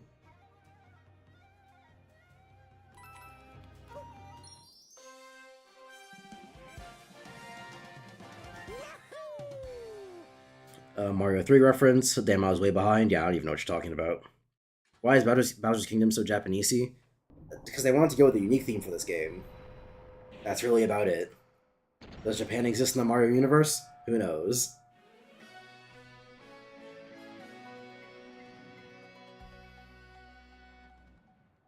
Smart bombing? Ugh, maybe with the Japanese theme, I don't want to go with that one.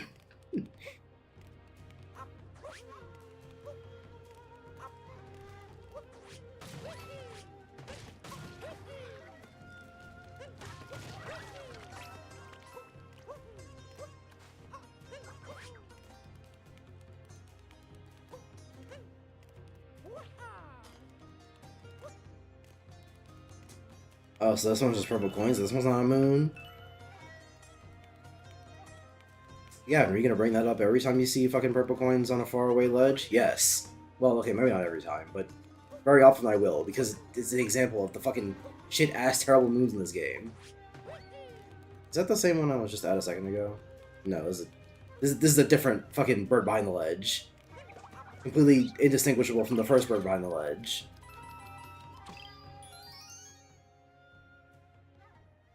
Fuck this game.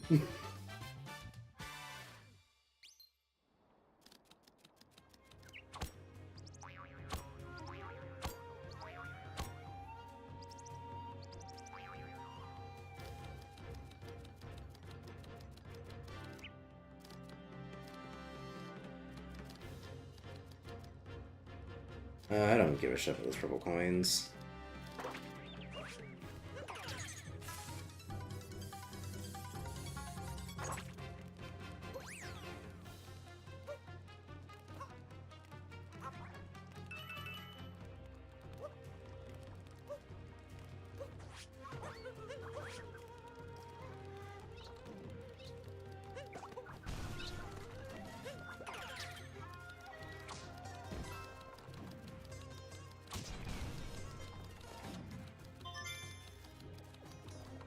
Are they all going to be in the same area?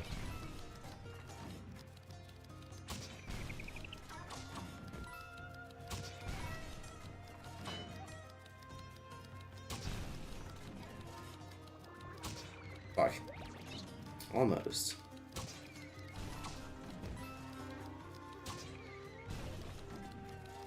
God damn it, just a heart? You fucking kidding me?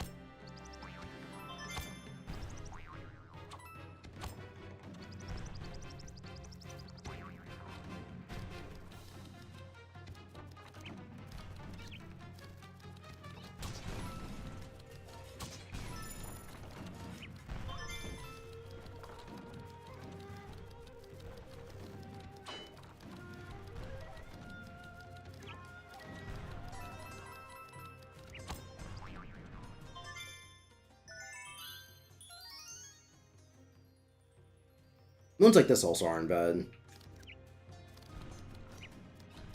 At least it takes you to more than just like 2 square feet of the fucking level to have you collect the moon pieces and such. This is one of the examples of like the moons that are baby easy, but I don't really have a problem with. It's like, who fucking cares? Alright, whatever. They're baby easy, but I can't say they're designed poorly. Or with no purpose. Our courtesy, I cannot win the rest of this game.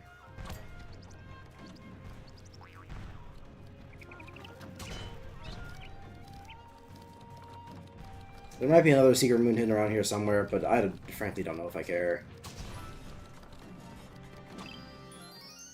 It's the same thing!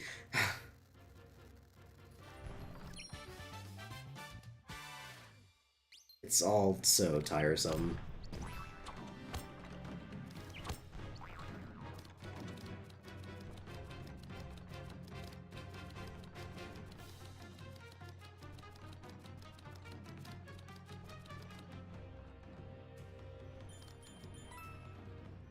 But this one's just purple coins? Fuck you.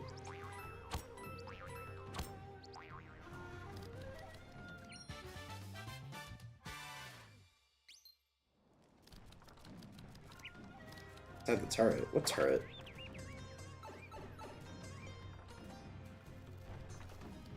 I don't even know how I was supposed to get down there. Clearly it wasn't the way I went. Oh well. I'm probably gonna beat this game in this stream, because after this is just the Moon Kingdom, and then that's it, right? Also, I forget if I said that I was gonna do the Dark Side of the Moon and all that on the stream. I think I said I would, but I forget if the Dark Side of the Moon is the one that requires you to have 500 moons. If that's the case, I'm absolutely not doing it. Never in my life will I ever do it. There we go. Odyssey. Dark Side of the Moon. Like Transformers 3. Which, by the way, isn't it funny how Transformers 3 was the one that everyone decided was like, okay, now these movies suck. It's like the first one, I'll give it to them for novelty. But like later on we never realized, or well, you know, later on at the time, which is a weird sentence, but later on at the time we never realized it was bad. No, but the second movie, we didn't realize that one was bad either. Why did it take until Transformers 3 Dark of the Moon to be like, wait a minute, these movies might suck? No, not how to get the power moons. Like, how do I unlock Dark Side? Actually, no. How to unlock a Journey's End?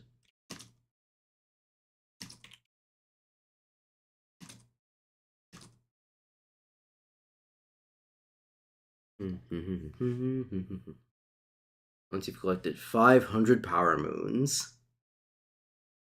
Ooh, yeah. Sorry, gamers. So Darker Side of the Moon, not happening. Gonna be completely for real with you. It's just not happening. If I'm still streaming like 40 years from now, maybe then.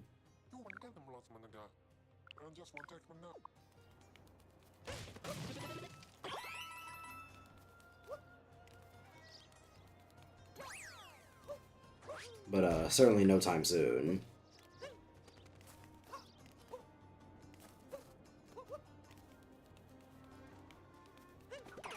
Why is my fucking stream screen lagging so much? This shit is playing at like 5 frames per second.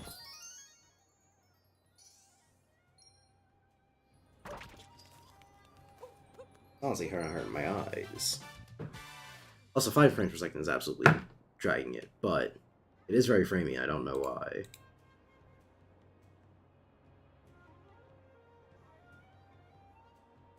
What if I just close it and reopen it?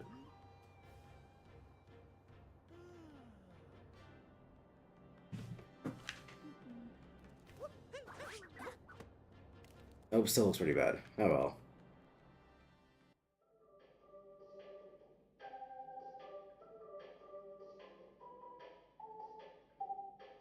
Why did this one show up in my stream elements chat, but not my actual chat. Unless one of them is paused for some reason. Okay, weird. Thanks, YouTube. But yeah, eat a piece of cheese. Thanks, Phaedra Juraco, who was definitely not a robot. Come sent here from the future to kill me.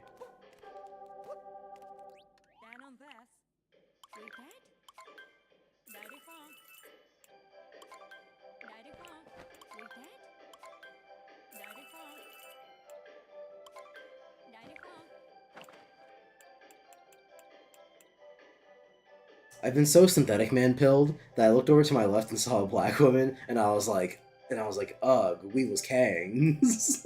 Because every time I see a black person in a video game now, my first thought is to quote him.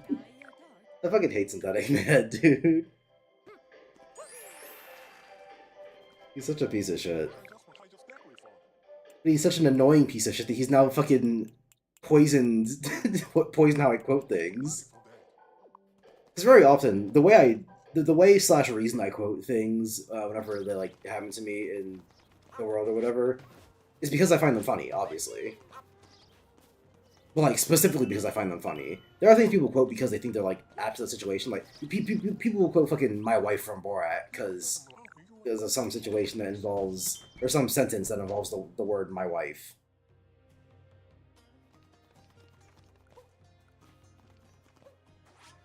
By the way, this is one of Joseph Anderson also voiced this one out, but this is one of the few like good dress up moons because you have to dress up and then you have to come do something. You don't just dress up and it's like, hey, here's a moon. But anyway, what was I just saying? Right, quoting things. So yeah, quote things that I find them funny. And Synthetic Man, horrible person, and him being so horrible is what makes this quote so funny. Though granted, some of them less funny than others, because there are just some Synthetic Man quotes that I will not ever say. That man is legit a monster. But, on the whole, I mean to point out the fact that he says some funny things. However intentional or not. Listen, now fucking every time I see a black person in the game, I'm always like, ugh, the woke mob got him again. Okay, I'm pretty sure I said it earlier on in the stream, like, checkmate liberals or something like that. Because I heard it quoted in some, like, copy pasta, like, years ago. Okay, hold on, this might be, there we go. I heard checkmate, quoted in some, fucking Christ. I heard checkmate liberals in some, like, copy pasta from years ago, and now I just quote it all the time. And now anytime I say, like, gotcha there, buddy, or whatever, it's always checkmate liberals. Even if it has literally nothing to do with politics. And also, I would... What's it? I would consider myself to be more left-leaning. Or liberal-leaning. I don't know if liberal necessarily means lefts. I like the face.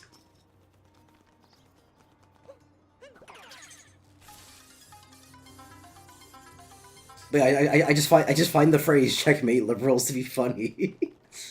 So I quote that shit all the time. I'm pretty sure I've done it on this stream. And same goes for Synthetic Man. For the more tame quotes from him, again, must reiterate.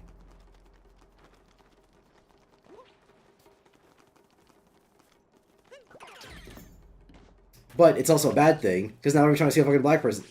Oh wait. Oh, that's strange. Oh, do I really... Like, why? And then one of them's gonna be a moon. It's gonna be like, hey, here's a bunch of shiny spots. Ooh, which one's the moon? Oh, I wonder. Which one will be the moon? Which one will be the moon? Which one will be the moon? Or none of them are the moon. Or fucking none of them. The answer is none of them. What's the fucking point? There's gonna be a moon around here somewhere, otherwise it wouldn't make me possess this thing. But fucking... Where? There's no way they would have this for you to possess, only for you to grab a handful of coins. Not even a handful, it's like 4 coins. That's like a fourth of a handful. Ah, of course, the other side. My mistake. If the moon isn't in the next one that I check after this, it's over.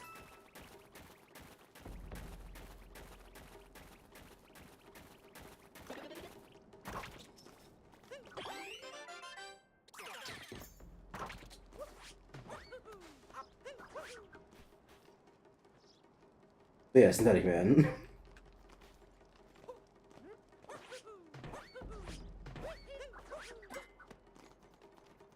But yeah, I fucking see a black person in the game, I'm like, possessed by the woke mob again. Because it's funny. It's funny to think that literally everything is caused by leftists. Remember that time we were late for the bus? Leftists. I don't know how they do it, but they do. Every time.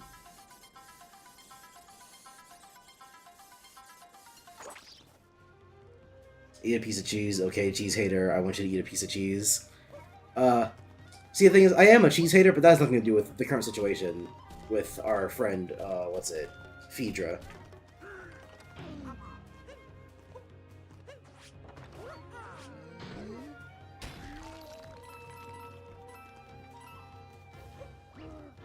I'm just saying that typical robotic behavior on YouTube is to say things that have nothing to do with anything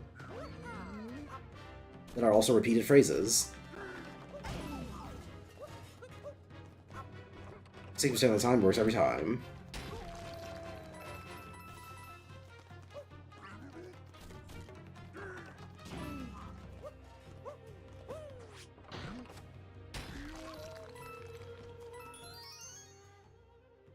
That one was worth a moon. I killed 3 guys. It's all the exact same way. I killed them the exact same way as each other. Why was that worth a moon? I hate this game. Exterminate the ogres. They're all the same ogre. It was exterminate the ogre, singular, 3 times.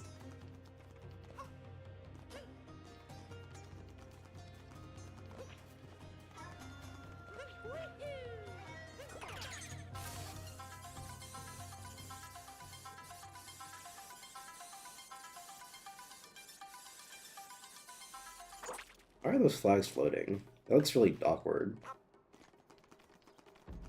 I was expecting some, like, No More Heroes or Sonic Frontiers type pop-in. Yeah, whatever. Fucking...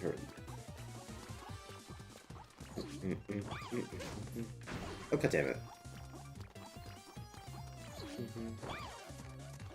Yeah, boom.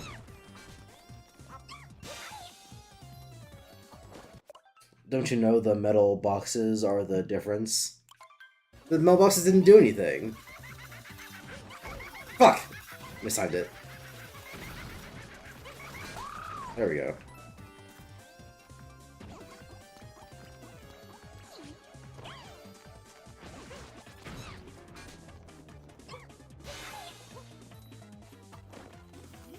Which way, which way, which way?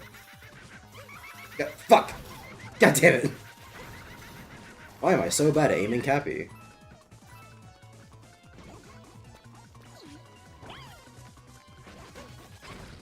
I think it has to do with camera positioning. Because I have to point him relative to Mario and to the camera. Which is a weird thing to keep track of.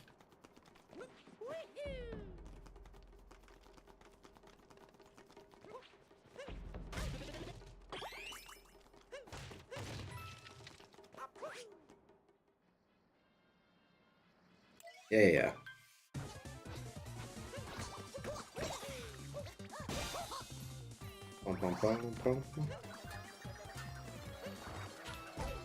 Fuck! I'm trying to do the fucking... I'm trying to do the spinning roundy hat.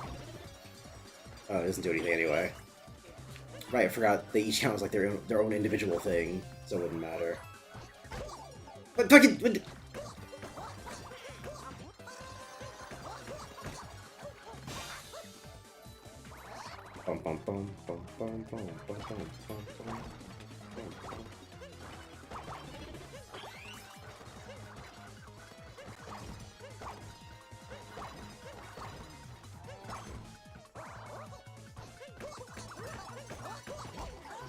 Fuck, I was trying to do the... There we go.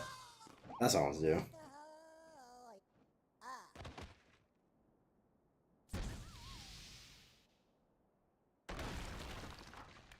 Don't you know the she's such a bad bitch.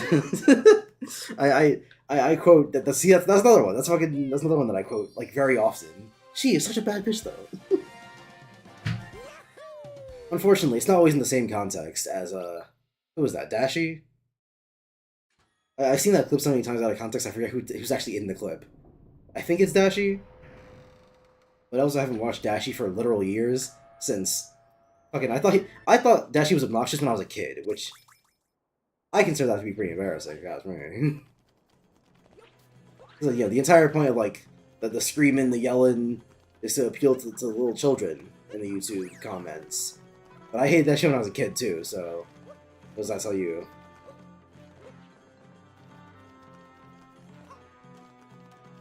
But yeah, so unfortunately, it's not always in the same context as, like, scared for your life. She's such a bad bitch, though. but the way he says it, the cadence of his voice when he says she's such a bad bitch, though, it's so funny to me that I say it in regards to any bad bitch in media.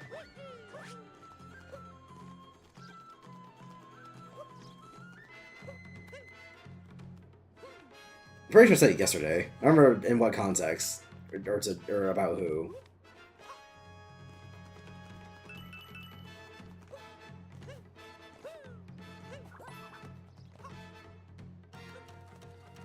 But the point being, I quote it very frequently, because it's a funny clip.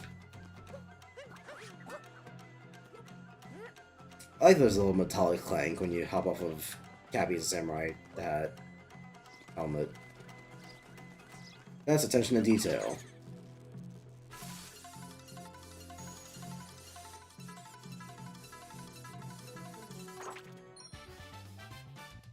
Ow. See ya, David.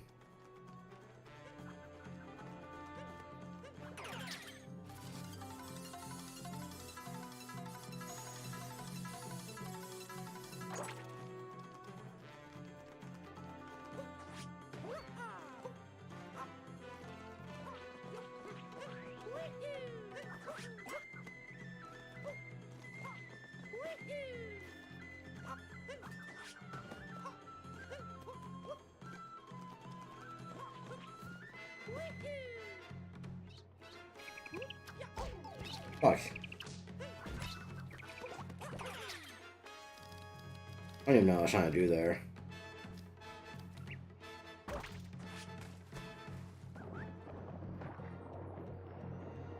Why? Why is this a moon? It's a fucking purple coins and a moon. This is like the worst of both worlds. It's just, hey, there's water over here. Hey, there's a moon in there. It's not even particularly hidden water, or particularly hidden moon. What's the fucking point?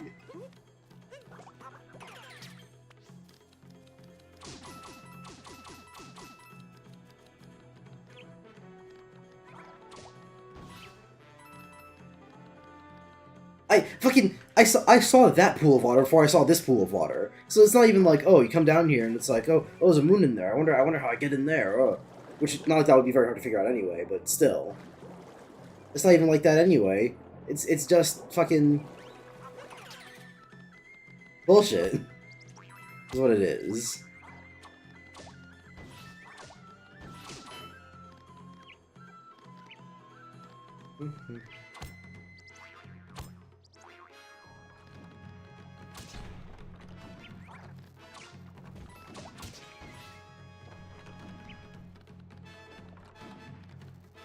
Do I even need to destroy these boxes? Can I just jump that?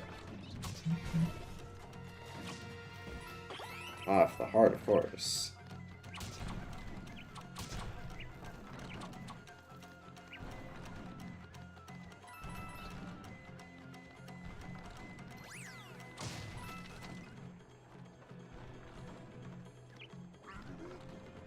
Who's holding these flags? Ghosts?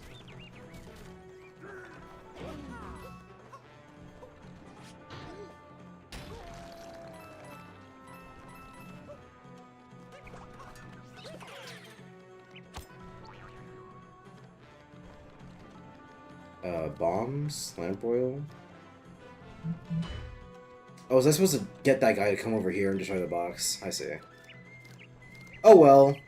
Not like it fucking matters, because this world doesn't have a moon requirement, and even if it did, I'd probably surpass it with, like, 12 extra moons anyway. Speaking of which, hi, Captain Toad.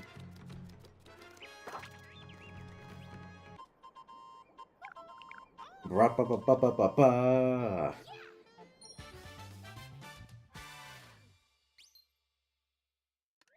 Thanks, Captain Toad. Did not think those were spikes, but alright. The more you know.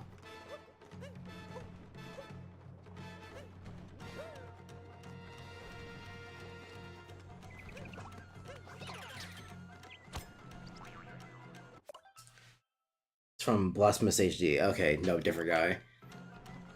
I've heard that name before, but I did not know that he was just dashy, but less loud. She's such a bad bitch, though. So, I don't want this purple coins. Fuck it, I'm not wasting my time on that. Fuck you, Mario Odyssey. I'm not gonna use them on shit, and I don't care. So, pass.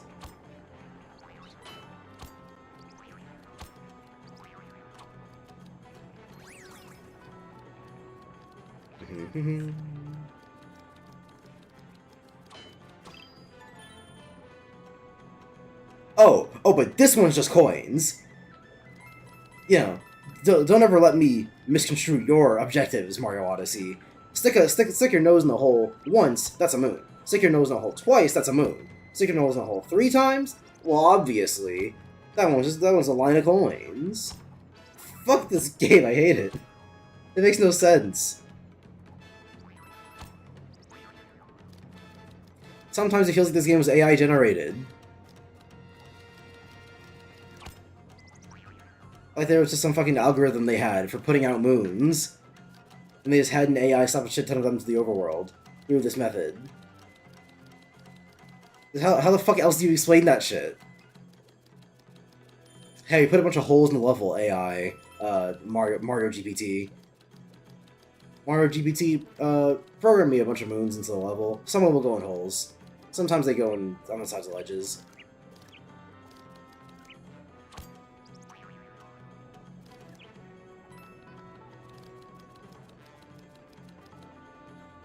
Oh, there's anything over there.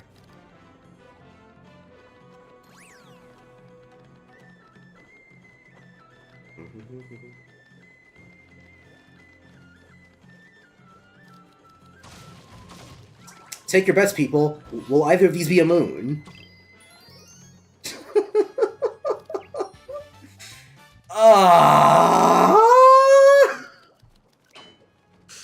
I'm clipping that one. Hopefully it was in the last 2 minutes. But, like, you see what I mean, right?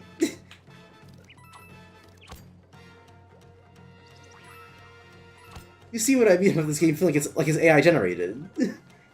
Fucking stick your nose in a hole once, that's a moon. Stick your nose in the hole twice, that's a moon. Stick your nose in the hole 3 times, that's not a moon. That's coins. Stick your nose in the hole a 4th time, back to moon. What the fuck? I don't get it. I don't get it, man.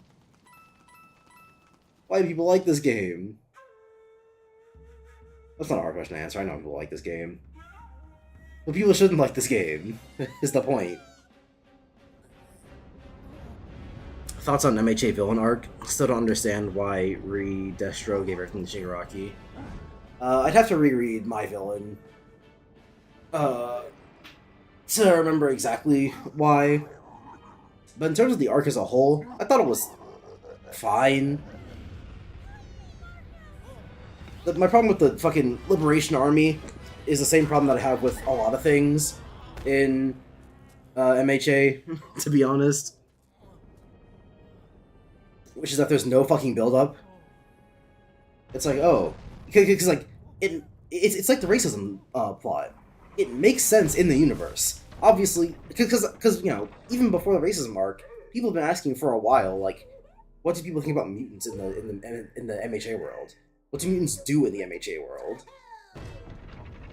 Because like you're not allowed to use your quirks in society, but one of the police officers is a cat person. So is he supposed to, like, turn off his senses or something? Can he even do that?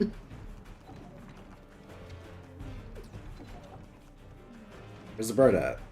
There you are. So, like, you know, addressing the racism plot, or having a racism plot, makes sense, because people have been wanting to know that shit. The problem is there's no fucking build-up to the racist arc.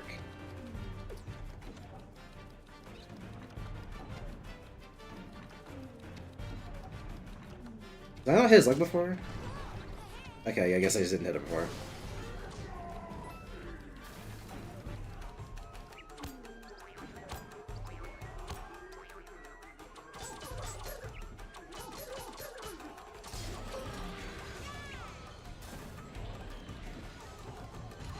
And you know, same goes to the Liberation Army.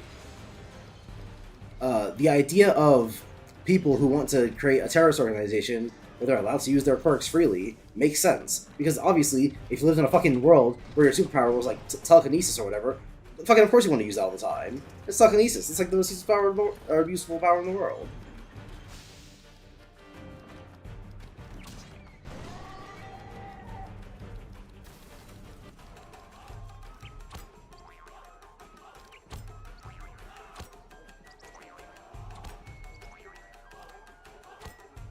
Fucking...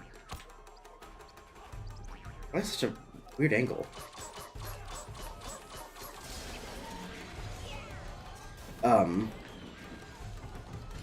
So yeah.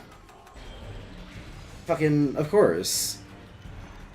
They would happen logically in the universe. But there's no fucking build up to it, so there's no, like, story payoff. It's just a thing that happens.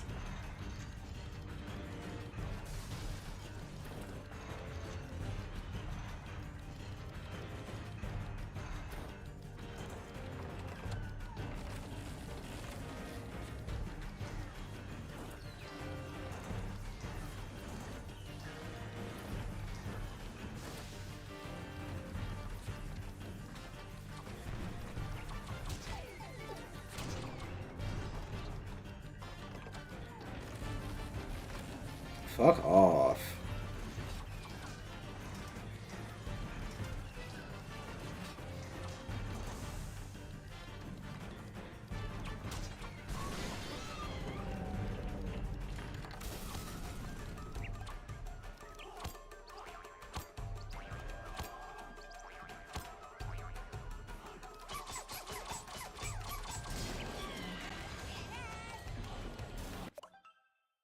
Why hasn't the Bow's already commenced his wedding like in the beginning of the game? Does he need to kill Mario? Is he stupid?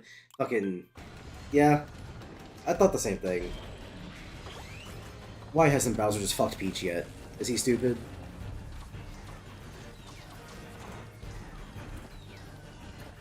Is he stupid? That's another one that I quote regularly.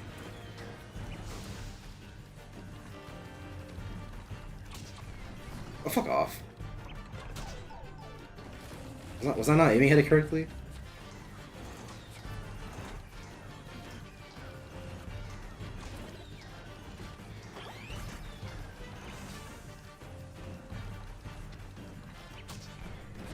Fuck off.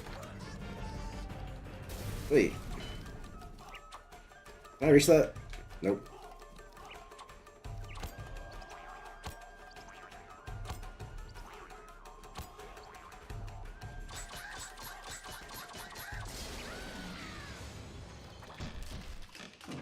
Because, like, you know, the way the game frames itself is that it's like, oh yeah, Bowser's going to all the kingdoms to get to get like things for the wedding, like soup and cake and a ring and a dress and all that. But he already had a dress for Peach at the beginning of the game, and also you don't need half that shit. And also he gets half of that shit before you even get to the kingdom. So what's taking him so long? Hurry that shit up, Bows. It makes less sense in Vigilantes because in the beginning, Koichi uses his quirk and all he gets is a warning. That's the thing, right? Is that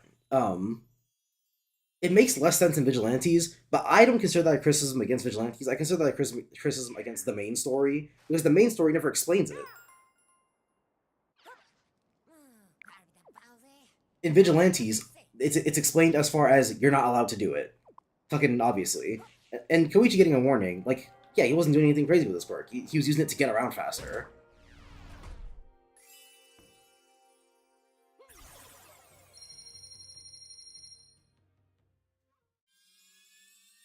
What would be the equivalent of that in real life?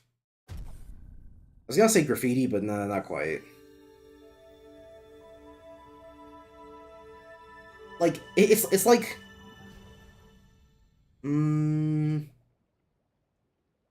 It's like jaywalking onto a freeway.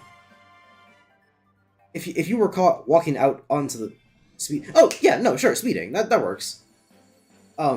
Obviously, speeding is gonna be an infraction on you, and you know that shit follows you, and it's not something you ever want on you. But if you're caught speeding, the officer's not gonna fucking ream your asshole and give you a hard time about it, unless you're a black person or any other dark-skinned minority. Cappy, if you could fucking give me clothes all this time, why didn't you just do that the whole time, asshole?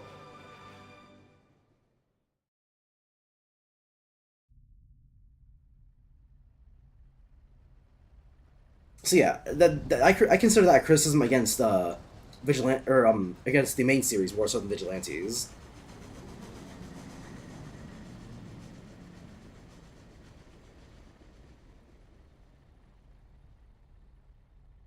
Because in the main series, there's an entire fucking organization around it. But in Vigilantes, it's the premise of the story, which there are characters of vigilantes, they're not like official heroes.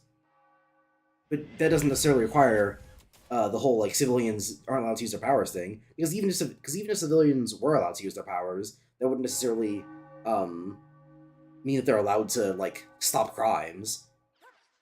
Just like how in the real world, you're allowed to own a gun and use it for self-defense or whatever. That doesn't mean you can like run into a fucking into an active shooter situation and be like, "Don't worry, guys, I'm here to help."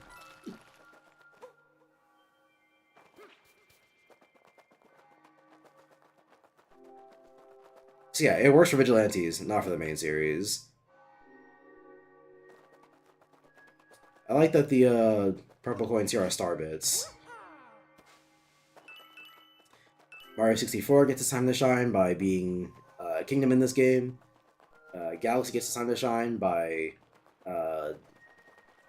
small reference here, which I guess you can say is not really a time to shine, but whatever. Oh, and rabbits, of course. And then Sunshine, Sunshine, people thought Sunshine was gonna be a DLC. That's something. Fuck.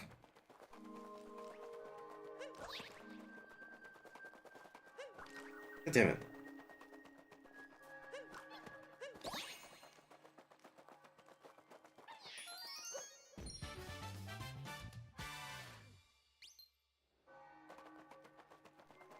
Yeah, you collected moons on the moon. On the one hand, I want to do these, but on the other hand, we're what? 240 into the stream? I got like 20 minutes before I'm out of here. I think let's just beat the game. I think let's just beat the game and get the fuck out of here. I've made my point clear already. The fuck are you?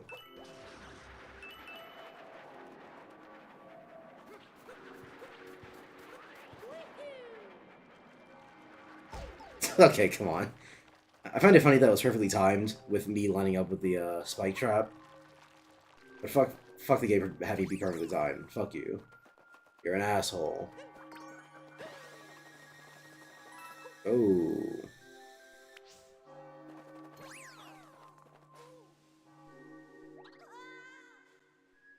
Oh, he was not kidding. That was deep. Banger song. I guess Bowser wanted all that money he spent on brutal wedding planning to pay off.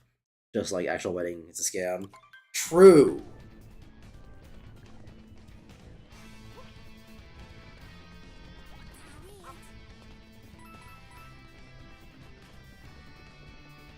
Weddings are in fact scams. Just like getting married.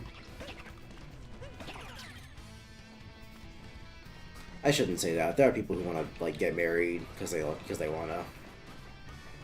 I just think it's a scam because like the only way I would possibly ever want to get married is if I was with someone who I knew for a fact I would be with for the rest of my life, which I don't know if there's anyone on Earth I could say that about.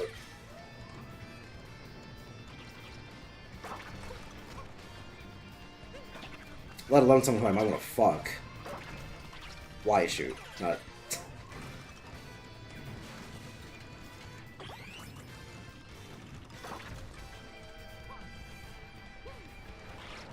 The dry bones. The word. Fuck you.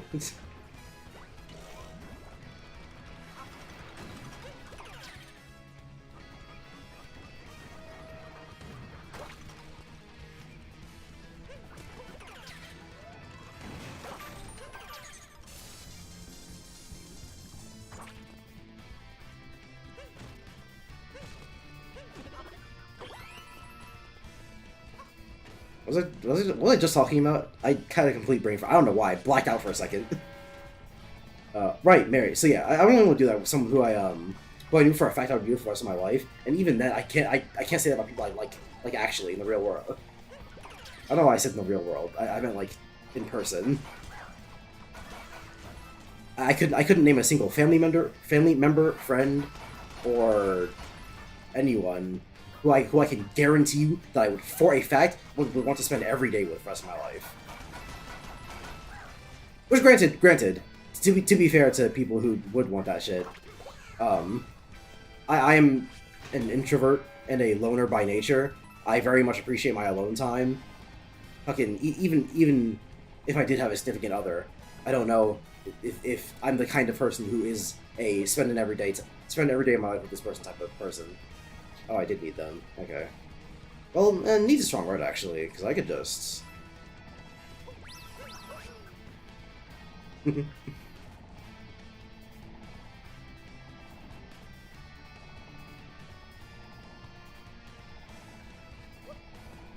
like, yeah, it's nice to fucking get up with someone. But at the same time, there are some days where I'm not going to want to do that. Well, fuck you, too. And of course, you know, if you're just in a relationship, you don't have to worry about that. But if you're married, you can never just be like, hey, sorry, honey, can you, like, leave the house for a couple of days? I want to wake up by myself this morning. It don't quite work like that.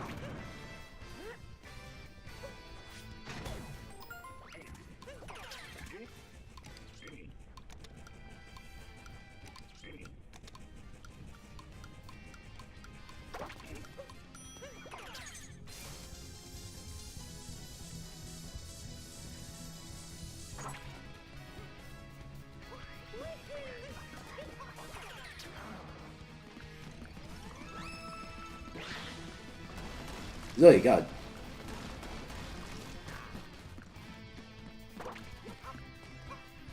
Has this guy been an enemy throughout the entire rest of the game?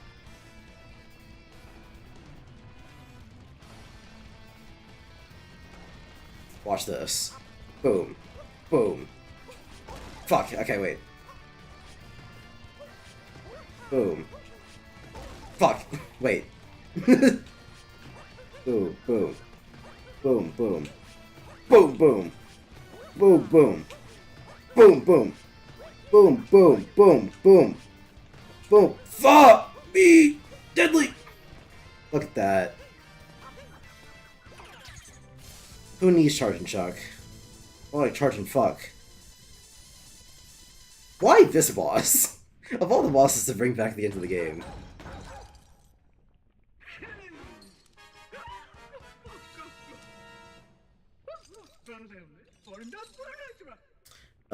He supposed to want money. I mean, wedding planners are a scam. They cost too much. I mean, yeah, also that.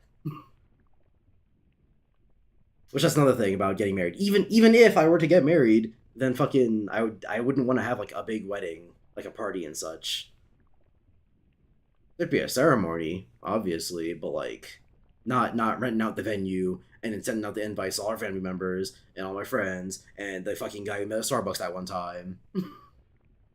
And the fucking garbage man from down the street, and fucking having everyone fly in from across the country and spend their valuable weekends on this. No. If I wouldn't want someone else to do that to me, why would I do that to someone else, you know?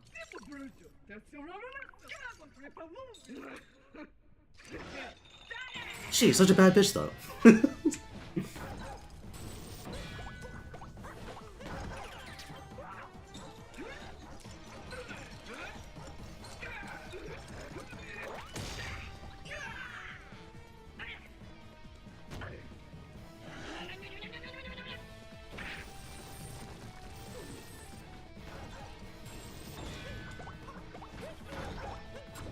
Wait, that was a close call.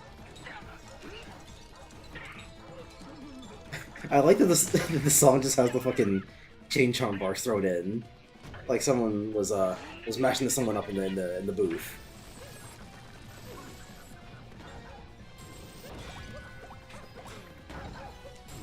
Fuck.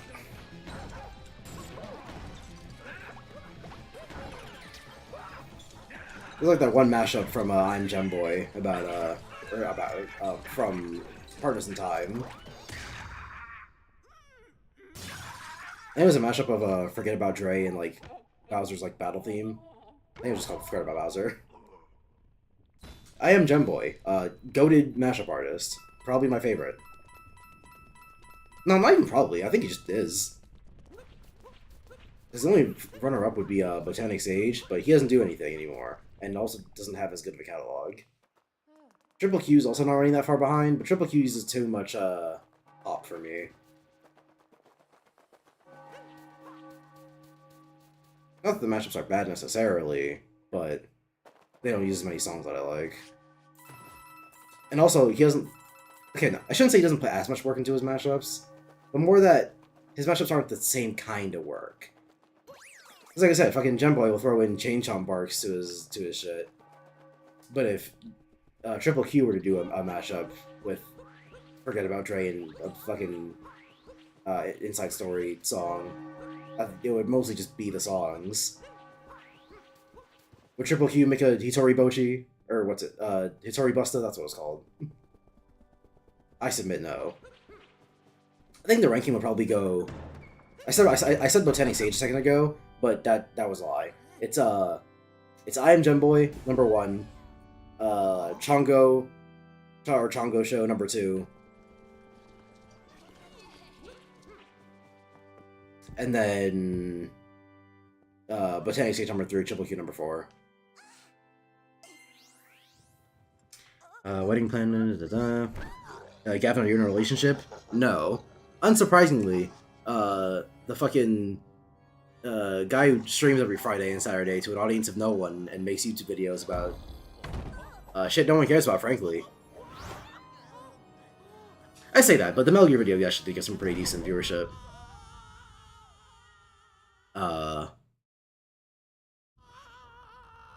But yeah, is not in a relationship. Color yourself surprised, I know. Wipe the look of shock off of your face. Trust me, one day you will be able to live with this information. Remember when Charging Chucks threw baseballs? Yeah, I remember. I never beat Super Mario World, but I remember. I forget how far I got into that game. I think it was the second world. I got to a ghost house, and then I was like, I don't know how to get out of here. I don't want to play anymore. And I stopped playing.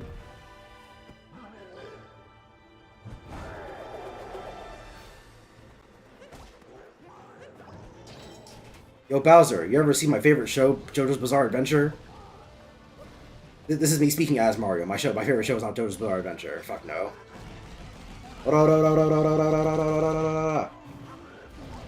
Fuck.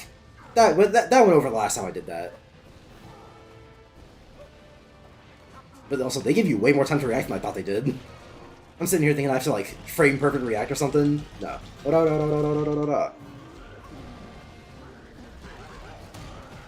Yeah, no, they give you a lot of time for that.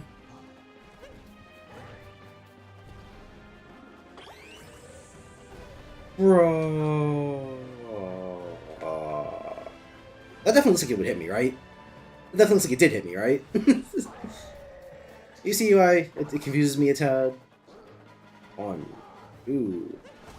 Bang. Boom.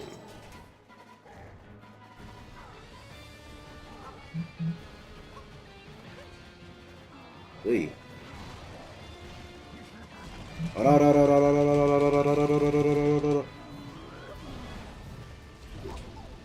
Right, he does it twice. I forgot about that.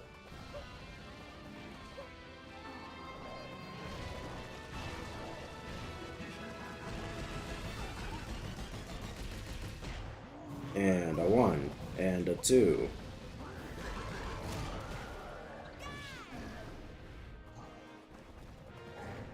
Gav the Spaz, what's up? First of all, that didn't rhyme. Second of all, the fucking I don't know how you call me a spaz when you exist. I think I'm like the least spaz. Alright, he just keeps going. Gotta say, I was not expecting the 5th time around. Ah, the whole thing! Yeah, fucking just restart the fight. Just send me back to the beginning of the fight. Why back to the hall?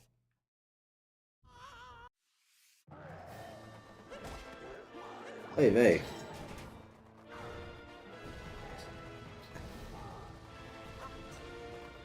Where? Wow. As I grow older and play more video games, I become increasingly tired with boss fights that waste your time. For one reason or another. Whether it be because dying sets you back too far, or because they have long fucking waiting periods in between their attacks. Whatever it may be, I'm fucking tired of it.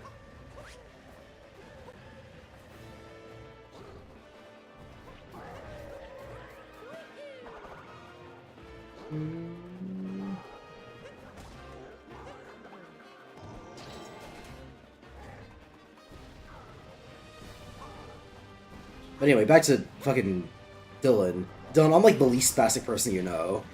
So that's a bizarre nickname to give me. If I'm being 100 with you.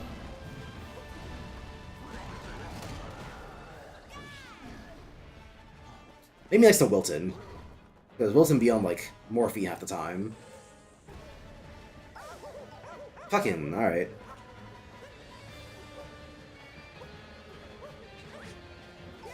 Are you done?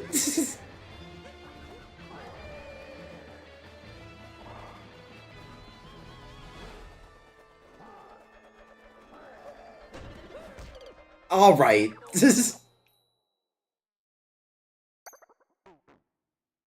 2001? Mario, don't do it. I feel like that last one should have hit, since it did hit the first hat and gave you the heart. So I don't know why it didn't hit the second one. But alright. Whatever you say, Super Mario Odyssey. I'll play your sick game for now.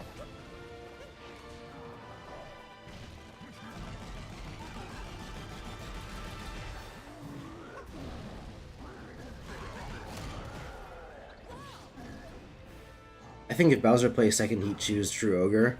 Can you even fucking play as Ogre? I didn't know that was a thing. God fucking damn it! He doesn't start his fire breath on you, but it's always close enough that I'm like, do I jump this or not?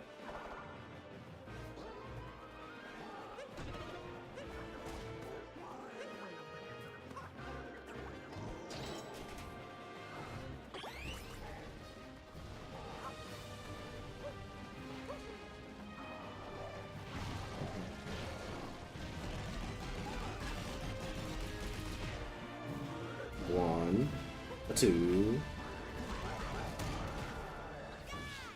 There was that one time you did a backflip shirtless in 7-Eleven. That was pretty spasmodic.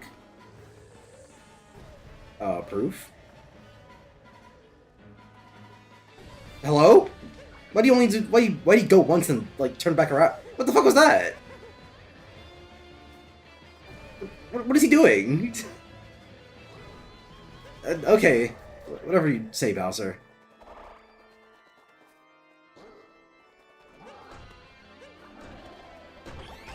What is it hitting? What did it just hit? Hold on, no, I want to see that again.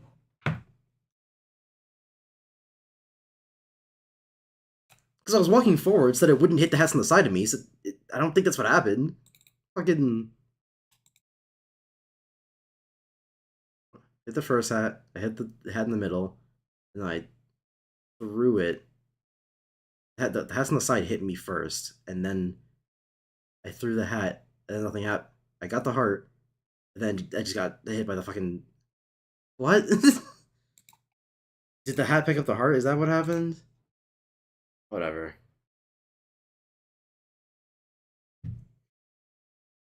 Time we get paid look like the world trade. Yep.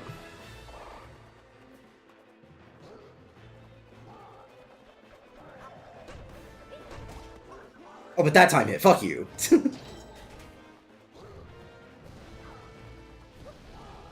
Got the jank ass hitboxes.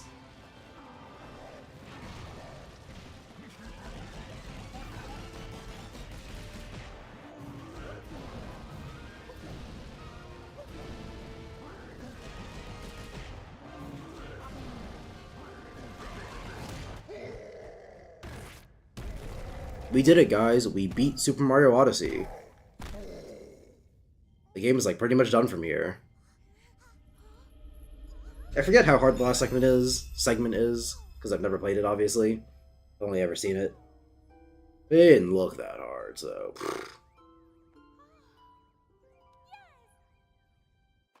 What's up, bitch? Whoa.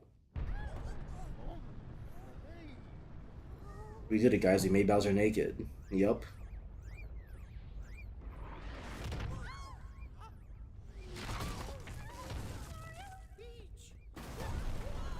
Why did beating Bowser destroy the moon? No idea.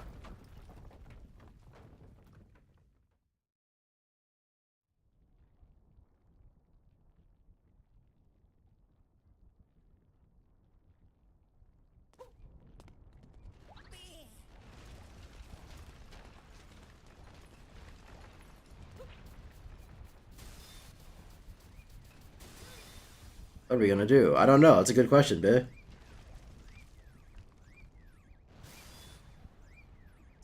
Whatever should we do?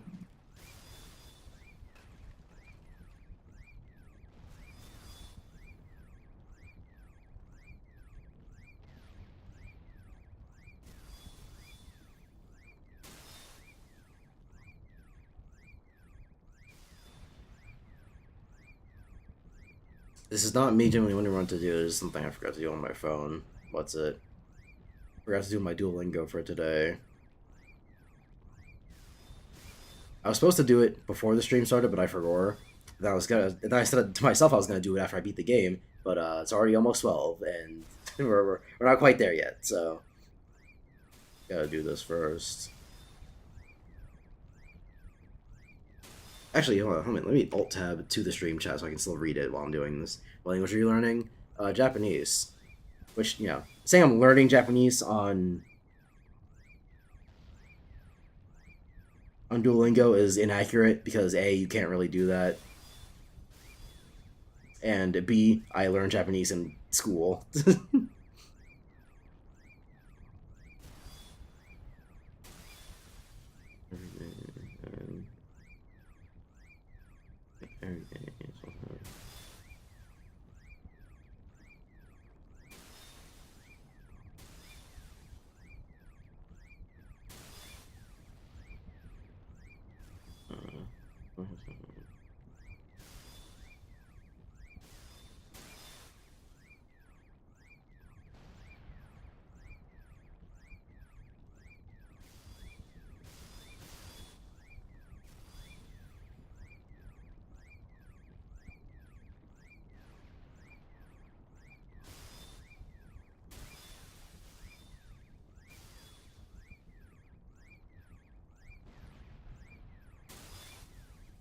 Cool.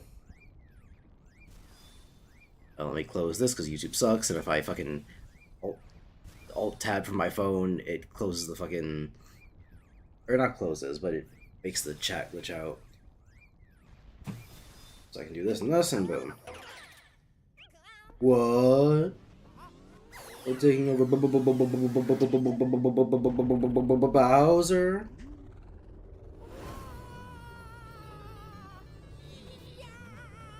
Holy shit, it's all his fetish dreams about Peach. The lyrics of the song are just Peaches. Not gonna lie, if I just KO'd Bowser and Peach was shouty, it wouldn't be an E for everyone game. The next scene is private. Alright, Dylan, whatever you say.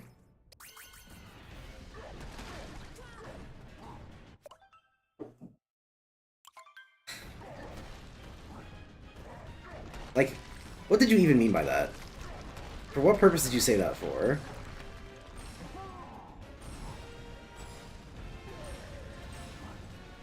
I have to shake the Pro Controller to breathe fire? I did not realize that was the thing that was gonna hit me. I don't know why, but in my head, I just saw it as a background element.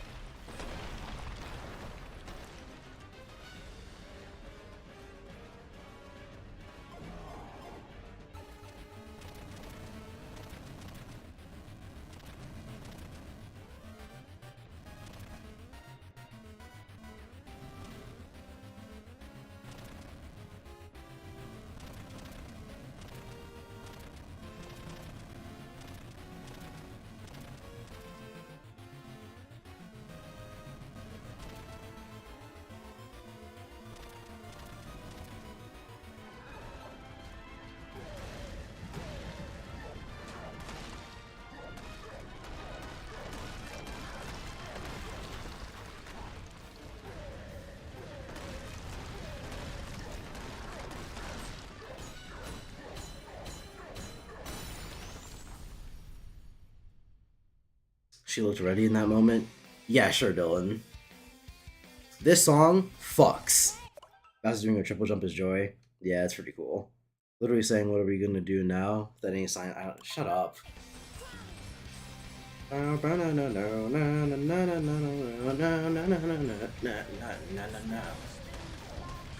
And fly away, yeah. Just let it all fall away.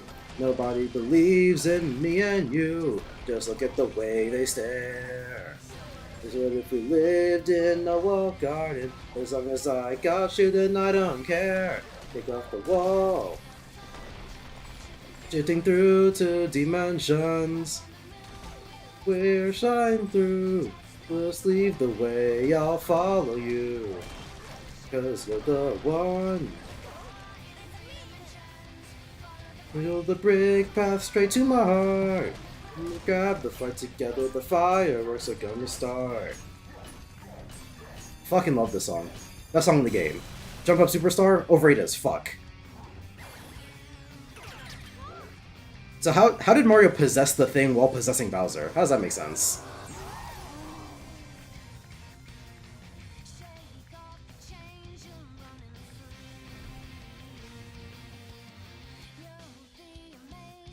At all there is to see. And these fucking cucks cut the song off. In fact, you know what? Fuck it. I'm gonna play the version of the song that I really, really like top 20 favorite songs of all time, just because of or no, sorry, the cover of this song is one of my top favorite songs of all time, just because of the way the cover is done. I fucking love the cover of the song so much. Well, this is really awkward because they're brother and sister, but we're fucking named it Peach. It's weird, right?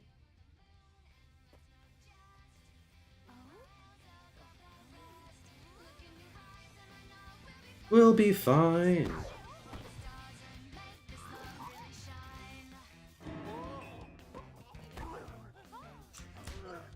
Guys, let's be for real. They had no idea what they were doing back in 2017.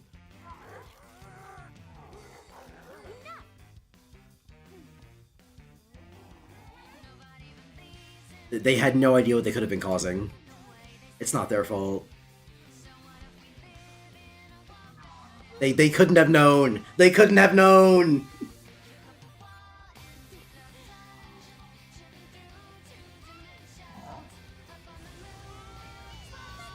Peach, you crazy bitch, are you gonna leave us here?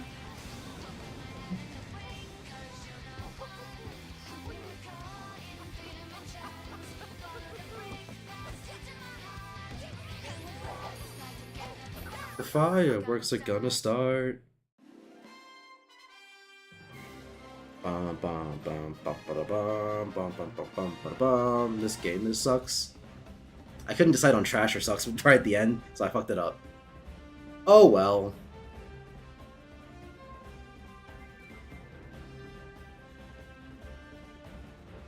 But yeah, that was Mario Odyssey.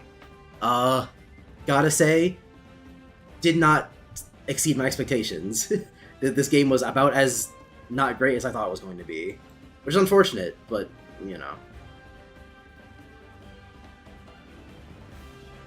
I will say though, it is better than Breath of the Wild.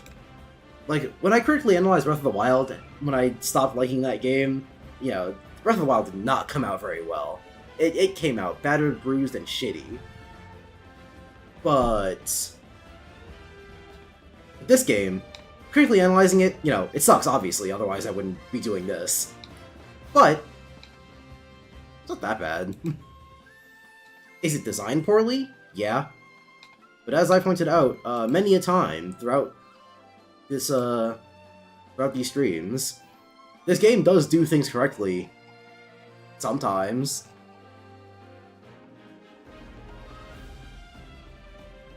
Na na na na na na na na na.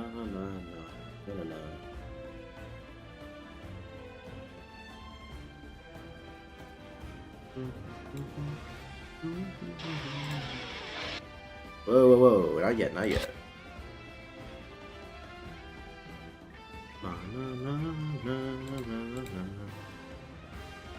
Are you referring to Princess Bowser? Hush you. Everything is better than Breath of the Wild? I wouldn't say everything is better than Breath of the Wild. Just that a lot of things are better than Breath of the Wild.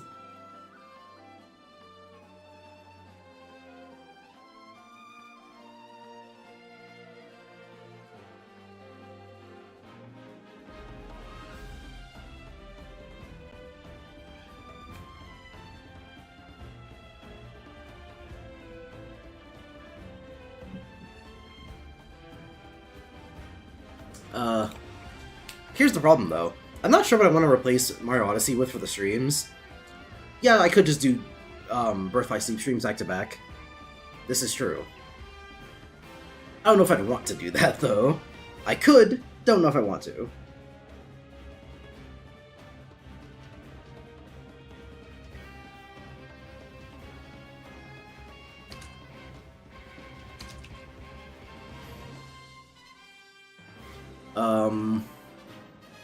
If I get the Metal Gear collection in time for next week, then I'll play that next Friday. Otherwise, it'll be Birth by Sleep and maybe another DMC run. Game, don't show me the moon cube being like, oh, look at this, the moon cubes, they're unlocked. I'm not gonna do the fucking moon. I'm just gonna unlock a bunch of other shitty moons that I don't want to do. Sonic, the only Sonic games I have left to play on stream are, let me check, Black Knight and Rush Adventure. And like, yeah, I could do Black Knight. That's actually not a bad choice. And yeah, I could do Rush Adventure, but there's a reason that I chose Rush Adventure to do on stream rather than playing it on my own. So, not exactly excited for that one. Did you play Dread? I assume you mean Metroid Dread, and the answer is no. I played an amount of Metroid Dread on a friend's Switch, but I don't like Metroidvanias, so I didn't like it. Look at that's the shit that pisses me off. Additional power moons are in stock at the shop. Why? Why? It's like, oh, we're adding in post-game content, including the ability to buy more moons. What the fuck is wrong with you? You're gamers, you like your post-game content?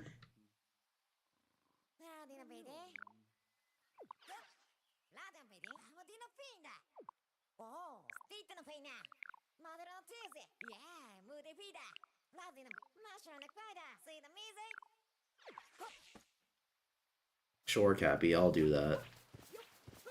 But I'm not gonna do it for long, mind you. Yeah, fucking here gamers, eat up your slop new content. We're allowing you to buy more moon. Fuck you. Fuck this game. All the nice things I was just saying about it, fuck you actually. Fuck you and suck my dick.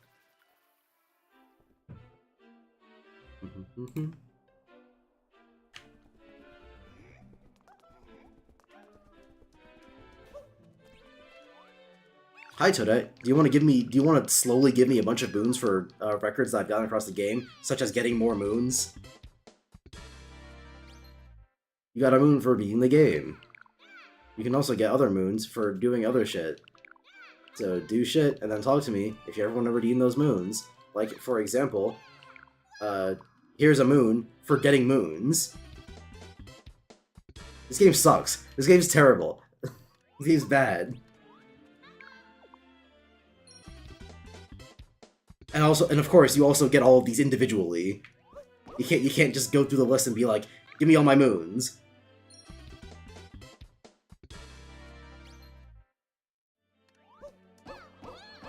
Yeah, I'm not doing that. I just want to show how shitty it was. I'm not doing all of them. Fuck that. There is one here I know you can get for Epic Super Mario 64 reference. Hello? Is it?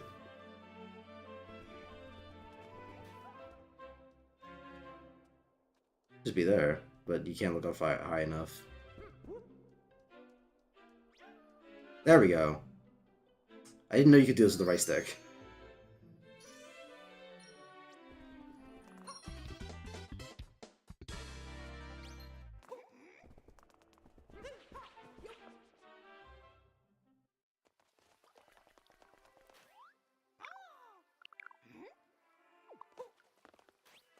Yeah, unfortunately, Toad, I will not be doing that, because I'm not going to do that. Don't know if I'm ever going to open this game again, frankly. Anyway, time to do the important part of this stream. That was loud. Which is... window capture. Change it to this one.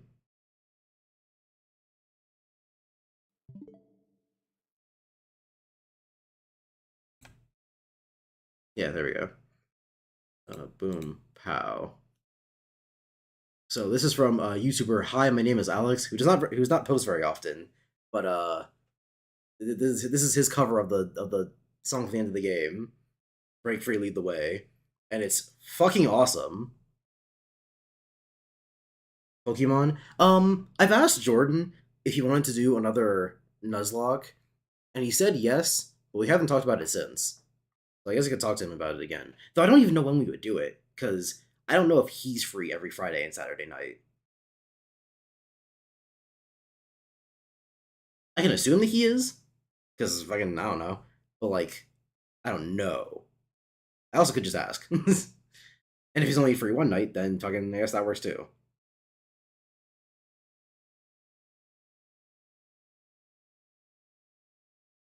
In fact, you know what? Just so I don't forget, because I absolutely will forget the second the stream ends. Because I'm quirky like that.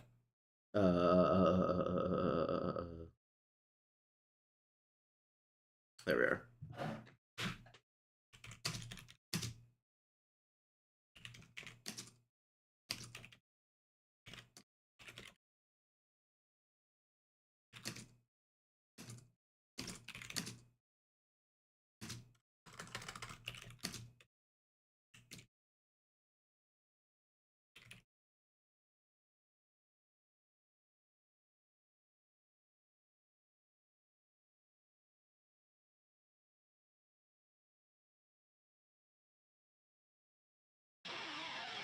Oh, I made do that. Wait, why is the screen blank now? What the hell? Oh, is YouTube not good, or is OBS not going to capture a fucking YouTube thing? Am I gonna have to game this one? Okay, hold on. What if I do this? Nope. If I do this and then this. Alright, now what happens if I press play?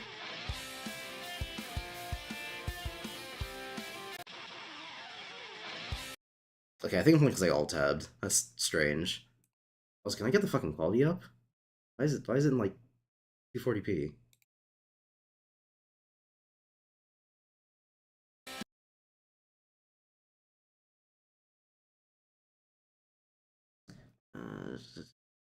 Right, this is YouTube music. Fucking there are no video settings. Oh, shame on me.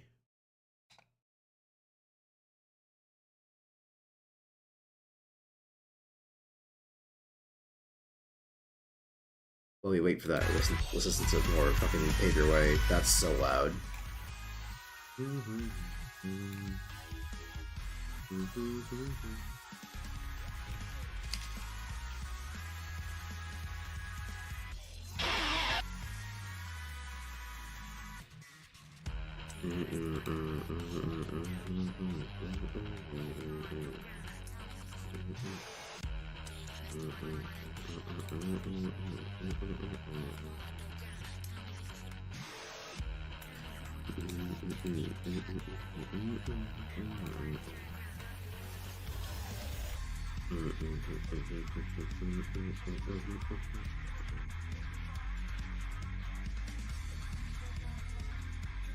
Bro, well, yeah, before I play this, let me read these last chat messages and then this off.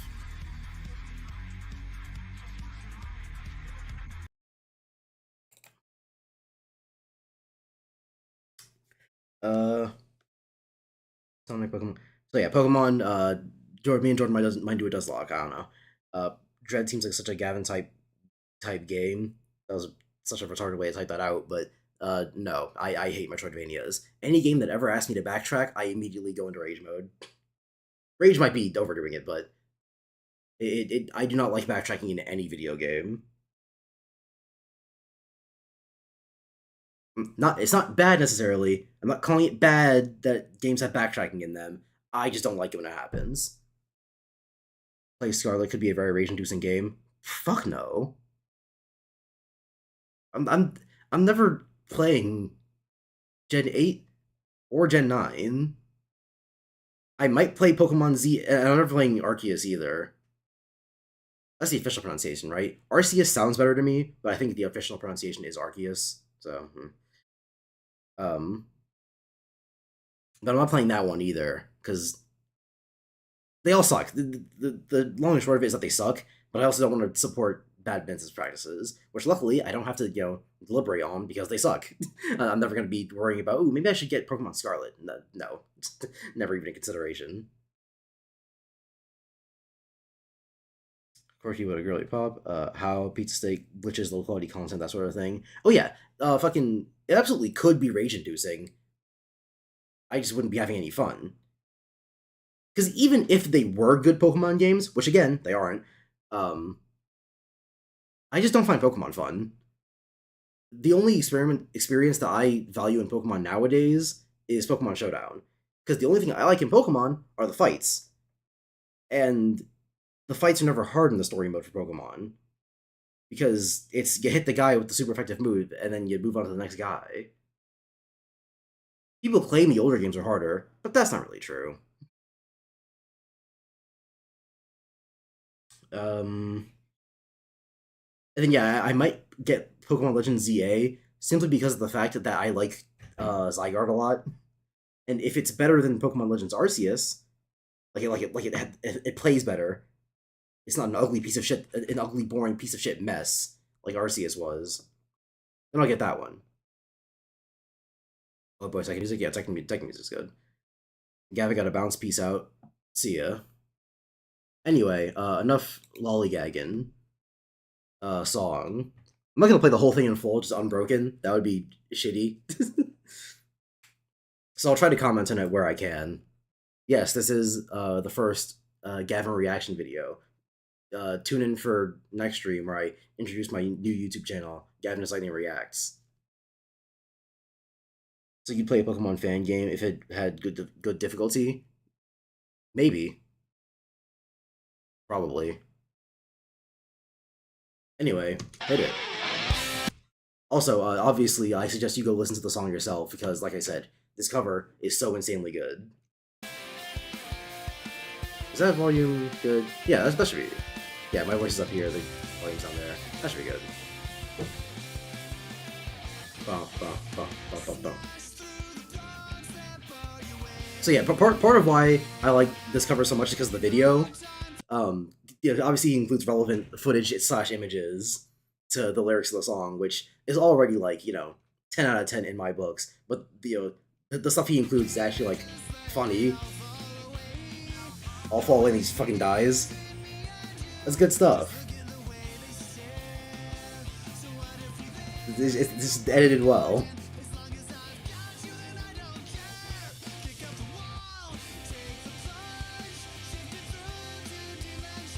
Shutting through to dimensions, he went from 3D to 2D.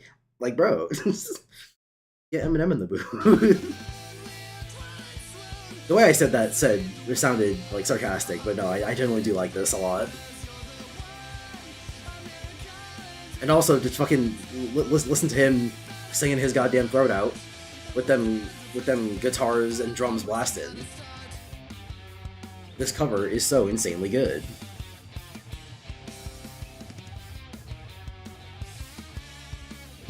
And he just fucking includes footage of him dying. Like, or not dying, but taking damage for no reason other than because it was funny.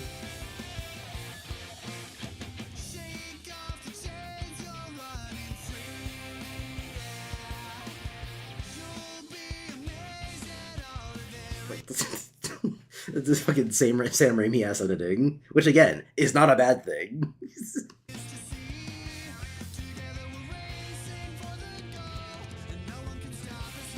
And then that's one of the examples of like I like the instrumentation of the cover a lot because the normal song just keeps going the way it is, but here it gets less intense for a second and then gets back up. I'm a retard, so I can't tell which instrument is being taken out in that section, but it is. I think it's the drums. Nope, it's the drum. I don't know, but it takes something. The cymbals, I don't know. Whatever instrument it is, gets taken out at that moment, and it sounds good. I like it. I like when that happens in songs. So you look at that climb up the vine, run in the clouds, and does the thing. He's upside down. He's upside down. It's good. It's good editing. I like this. And also the song is good. The cover. It will have the song too. It's a good cover of a good song with good editing and a good video.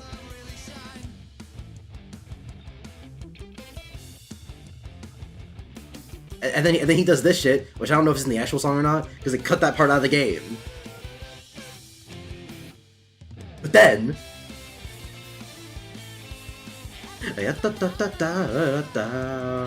Like, I know that one's not in the real song, so... This cover is so 11 out of 10. It's called Symbols. Was it the Symbols?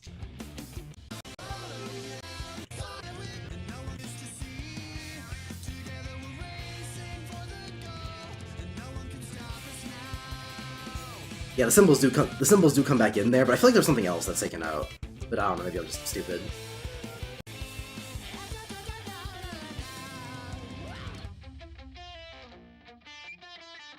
This cover is just so good, man. You got 100 points, not down.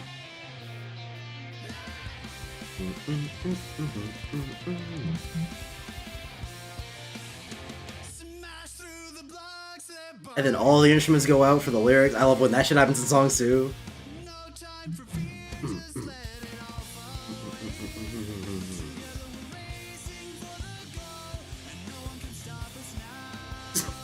and then he includes shit like that because it's just funny. Because it's just funny. And then he includes Jump Up Superstar in this song. Like, how... This cover is 12 out of 10.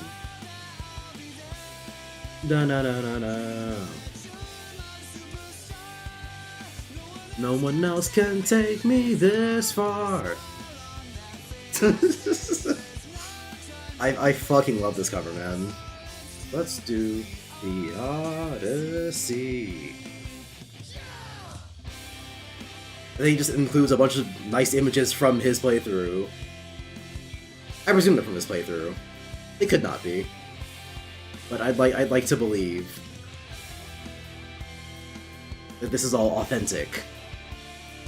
Just like DSP's Italianness.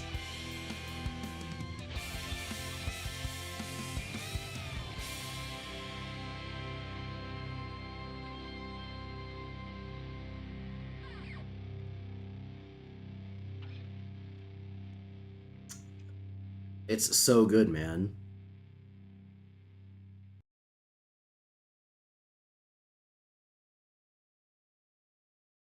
That's probably my favorite cover of a thing like ever. Because like yeah, it's obviously not my favorite song in the world. And it's probably not my favorite. Um, no, no, just that. Obviously, some the original. No, nor neither the original nor the cover are like one of my favorite songs ever. But of like covers that I've listened to, which is a lot of them, that's like it clears all of them. If I were to rank all the covers I've ever listened to, it goes at that one big gap at number 800. The rest of them. What also lingers in the notes for longer in that moment? Maybe that's what it is. Bye. See ya, pizza steak. The stream's about to end anyway, so you're not gonna be missing much. Um. Oh yeah, let me take Odyssey off my list of games to stream. But yeah, that's Odyssey. I pretty much said everything before, but to reiterate, you know, not as bad as Breath of the Wild in terms of like, games everyone likes that I think are shit. But obviously not very good in its own right either. If I were to give a number to it, feeling in my balls is 5 because I did not enjoy myself for most of this. But as I said before, there were parts of this that I enjoyed, and on a macro scale, most of this game is like, and I skipped a lot of the better moons in favor of just getting whatever moons came up to me first because I knew I could. Though if we were to go by information, if we were to go by moons that I did not collect, we'd have to factor in the bad moons into that too. Like I didn't do any of the seed moons because they're fucking seed moons. But if I were to include like the Metro Kingdom moons that I didn't do that are pretty good, we'd also have to include all the fucking Sand Kingdom seeds that I didn't do because they weren't good, or because they were good for the Metro Kingdom. We'd also have to include all the ones that weren't good for the Sand Kingdom. So yeah, a feeling in my balls is 5 because this thing is designed poorly, but like I could go as high as 6 because even when it comes to the bad moves in this game, they aren't unfun. They don't defeat the point, right? Because at the end of the day, Mario Odyssey is a platformer, and so even if moons are easy to collect or they aren't worth anything because there's so many of them, at the end of the day, it's still getting you to do the platforming, the part of the game that is the game. It's not the same as Breath of the Wild, where a lot of that game invalidates itself as a puzzle action adventure. Because the puzzles are easy, and if you're a puzzle game with easy puzzles, what's the fucking point? If you're an action game with brain dead combat, then what's the fucking point? So yeah.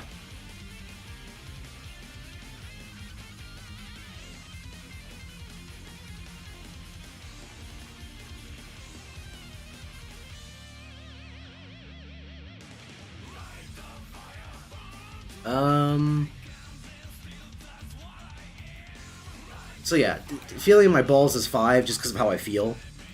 Just how I felt playing the game. But realistically, it's probably like a 6. I can always lower it later if I decide I hate the game more. Hey, how long did I even play it for? What's my playtime looking like? 4 hours, ew. Well, it says, according to the Switch, it's 4 hours or more, which means it's gotta be less than 5 hours, because otherwise it would just tell me 5 hours. Only 4 hours, really? I've done 3 streams. That math doesn't work out.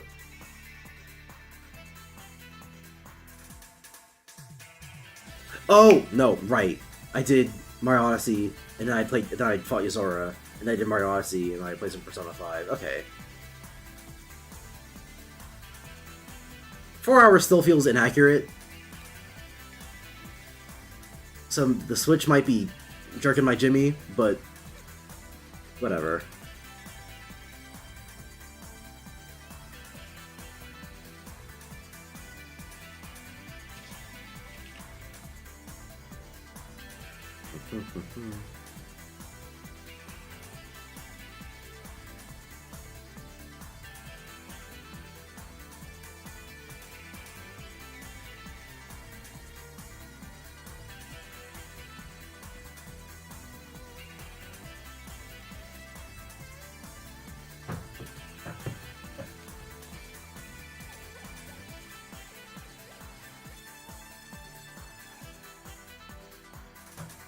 Did you play Pikmin 4? Fuck no. Leo, I'm gonna be 100 with you. I don't know if I'm ever gonna play Pikmin 4. The game does not interest me as a Pikmin game. It does not have the things I want in a Pikmin game. I don't like how it controls. It goes for a more open world style. And there's no day limit. It defeats the entire fucking point of what I like about Pikmin.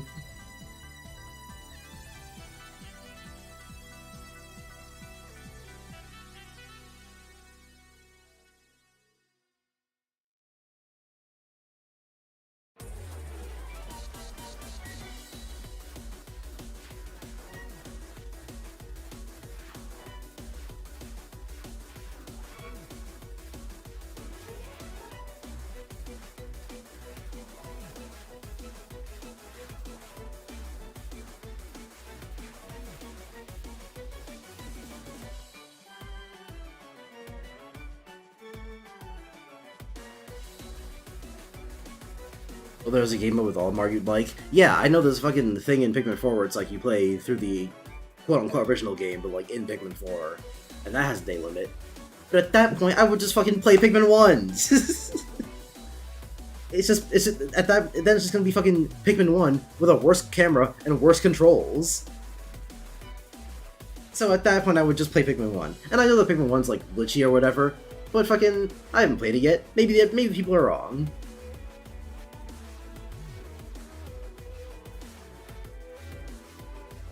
Yeah, I'm not a big fan of Pikmin 4. Too easy for me to enjoy.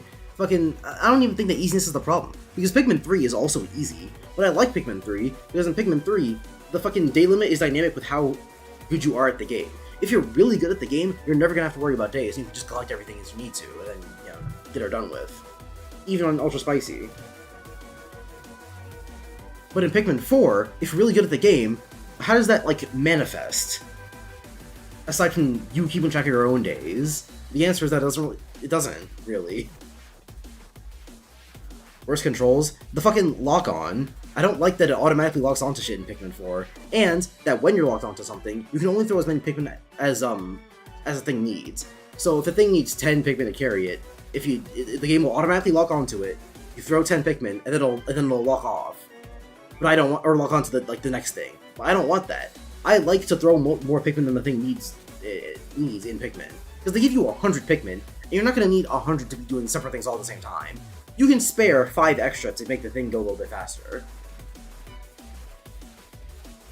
I did that shit all the time in Pikmin 3 to get things where they need to go faster. You can't do that, well, okay, you can do it in Pikmin 4, but it's way more annoying since you have to lock off, unlock on from whatever other thing the game tried to lock onto, and lock back onto the thing that you need to, you know, put extra Pikmin on, while also trying to chase down the Pikmin that are already carrying it. It's just ass. It makes no sense. Because Pikmin 3 had perfect control, and they didn't need to change it.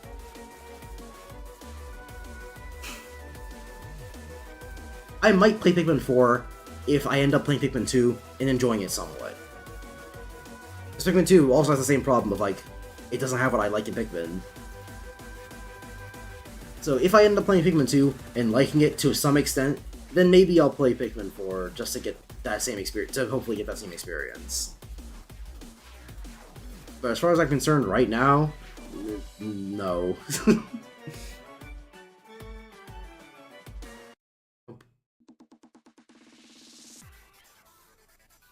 Alright, I took Odyssey off my game list.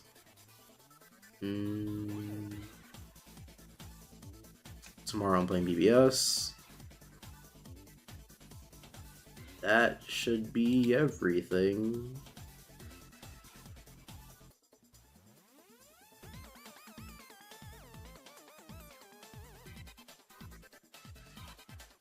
Alright then.